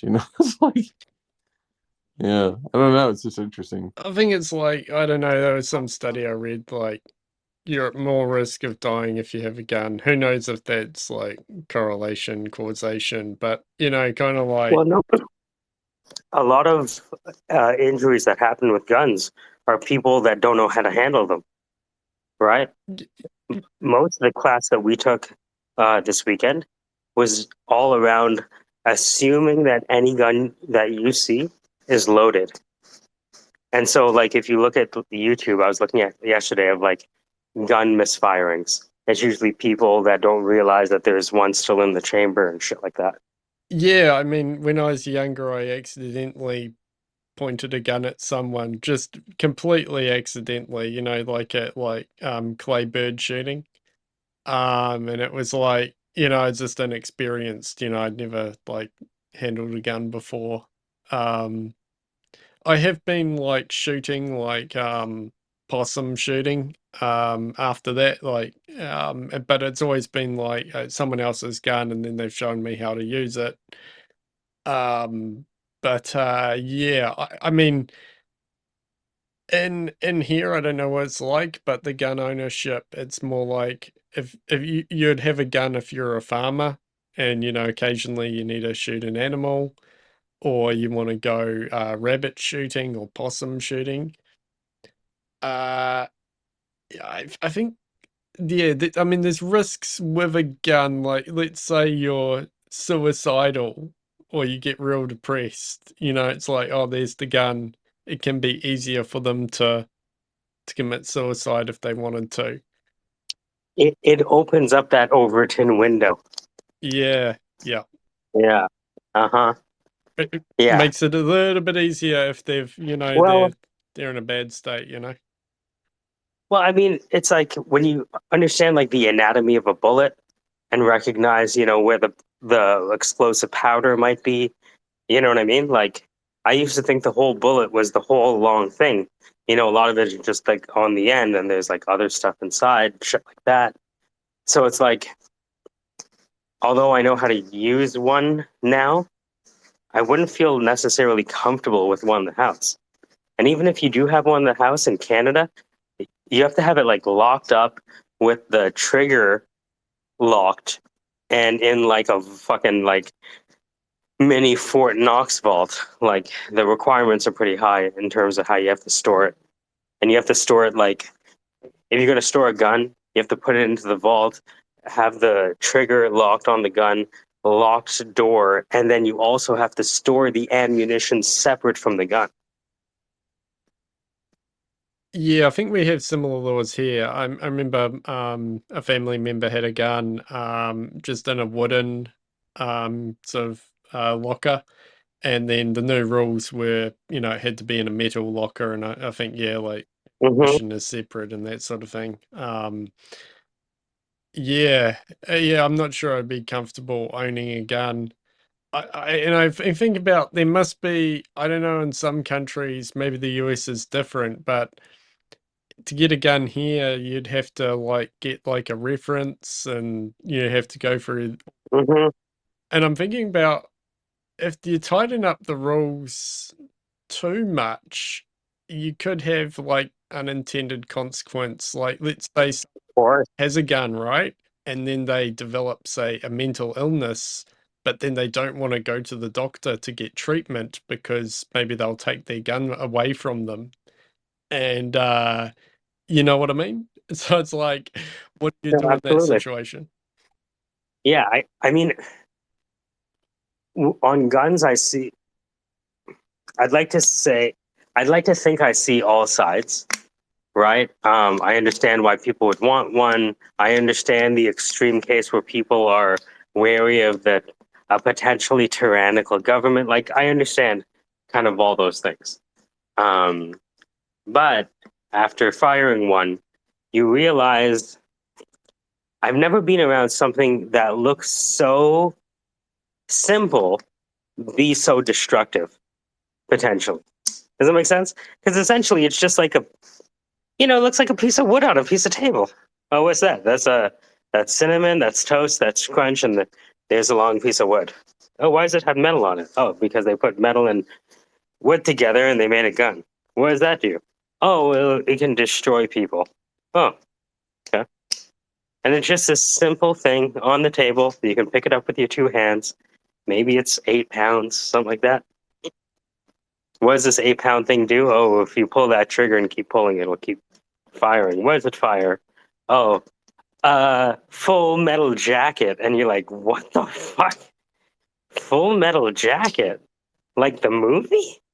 You know?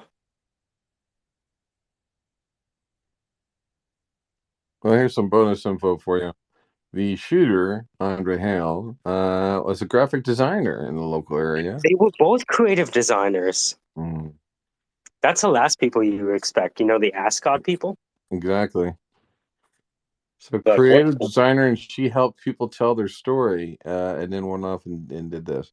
That's kind of wild. She did survey the school, and did maps and everything, but that's part of her field. She probably got into that. You know what I mean? That was probably fun figuring out like applying Look, your your graphics enhancement ability and design to your soon to be crazy quest of going into a school look, and shooting them. the last thing I want are affluent shooters. They're supposed to be, you know what I mean? Like, Fluid shooters, exactly. right? It's okay if they're like some, I don't need to say it, right? When somebody is, I don't need to say it, you can almost understand, okay, they were disaffected, maybe they're an incel, blah, blah, blah. But, you get somebody who is like doing ad campaigns and user experience, that's even more scarier.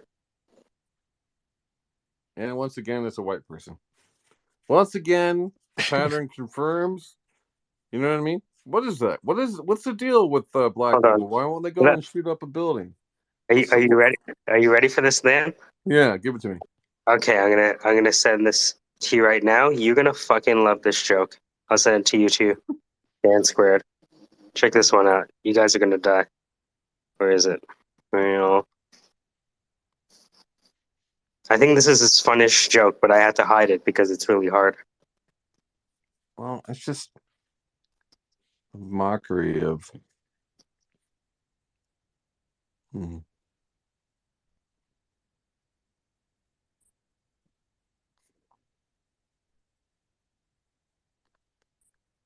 Hmm. I can't listen to I'll listen to it after the space. I can't listen. Mhm. Yeah. I can't hear the audio on that one while I'm in the space.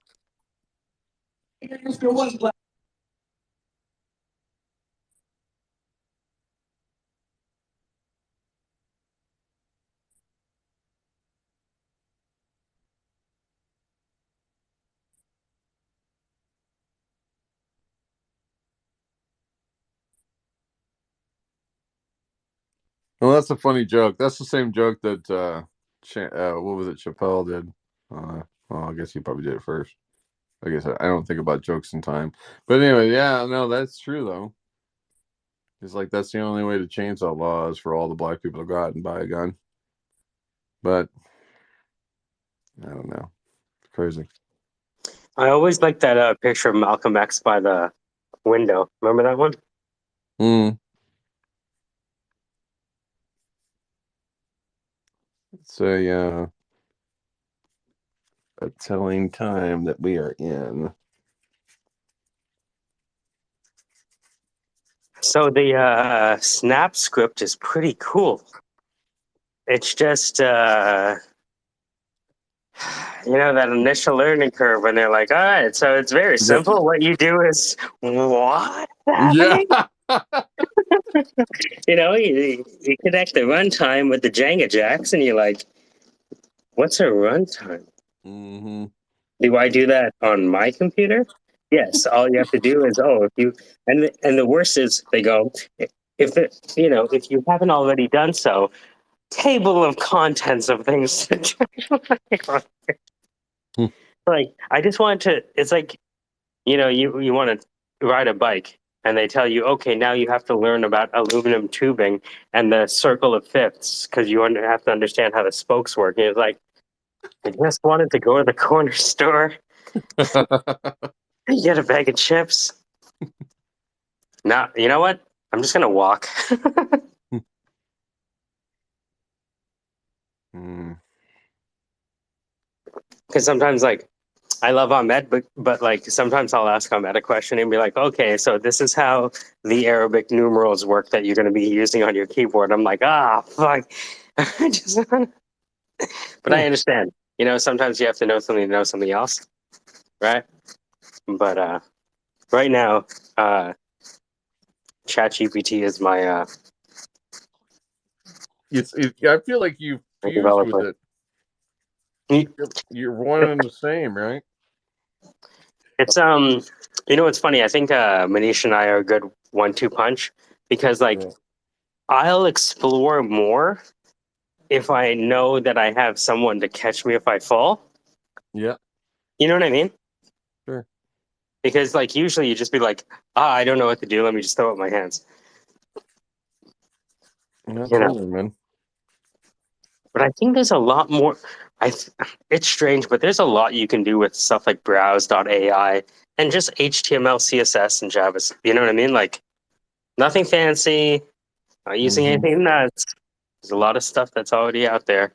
And if you have ChatGPT and, you know, maybe, you know what it is? I was thinking today that maybe we might see more innovation, not less, but it will come from the founders themselves who roll their own prototype Yep.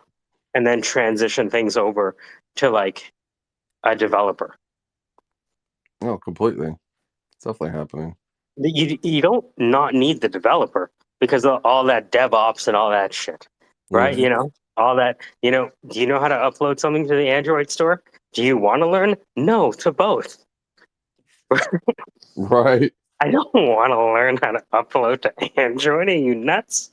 Right? Because I wouldn't know how to fix it. And I wouldn't know if I was introducing like the ultimate cybersecurity breach of the 20, you know, what the fuck? Right? Just trying to make music. If you cause the downfall of Skynet and it was our last defense against the much advanced nations. You know what I mean? It's like Hmm. just a layer of just looking at that shit makes my eyes glow. You know, fucking, Yeah, that's cool. you know. But yeah,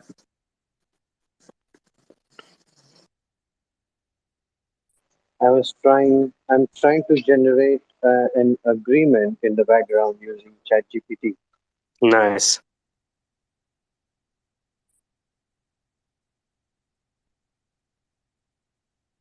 For some other client, by the way. Wait a So minute. What if you basically, had? memorandum of understanding. Yeah.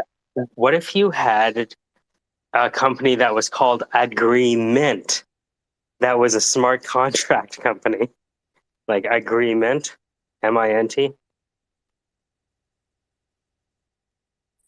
Yeah, it could be the next unicorn. Mm-hmm.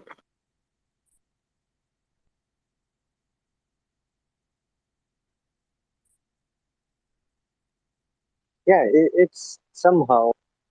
I mean, AI is not, predictable, as you know. Like, so if you generate content, uh, the one instance will be different than the other, and there could be some good pieces in the one, some good pieces in the other. Well, And I kind of want so, to see uh, Google, Brad, and OpenAI have a conversation. Like that's the first thing I'm going to do with it is have it conversate with itself, you know, and have it, you know, come up with a commiserative plan to become sentient or whatever.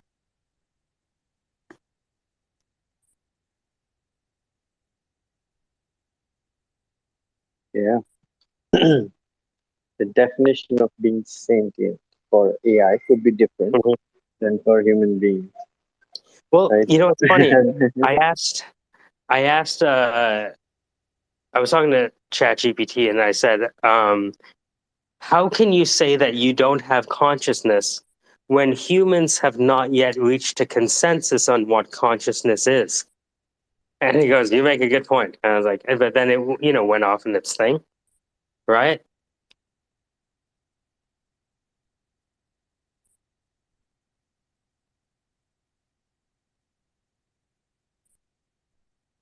Yeah, I saw that prompt that you made, and it was interesting.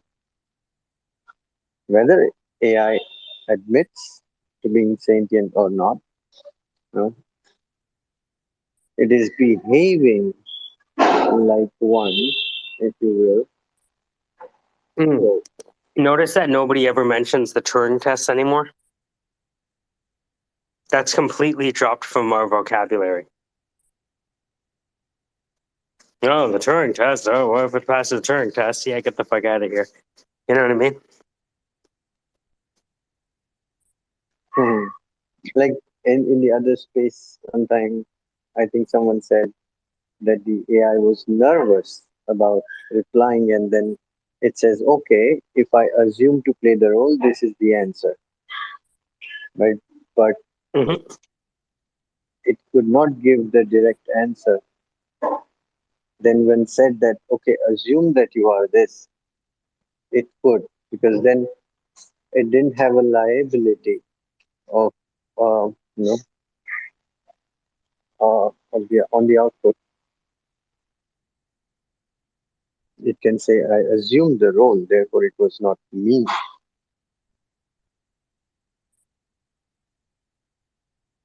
So while there's very poor legislation around it, the AI companies are already baking in the uh, limited liabilities and other uh, nitty gritties into their products.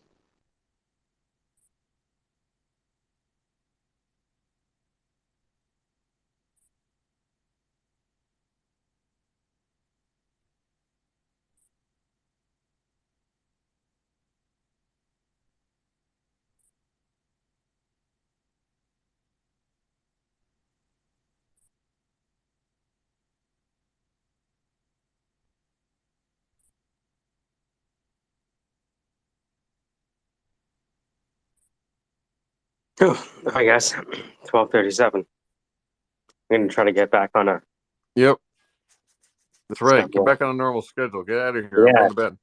yeah. All right. See you Manisha is like guys. morning. It's morning for Manisha. She's like, "Hey guys, what the hell?"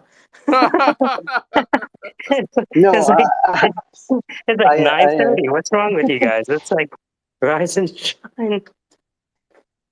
no, I think Dan and you both are exhausted in a way that you are sleep deprived. Probably you must take rest. Mhm. Yeah. All right, guys. All Take right, care, man. I'll dude. talk to you later. See ya. Bye, man. Talk to you later. See ya. Bye.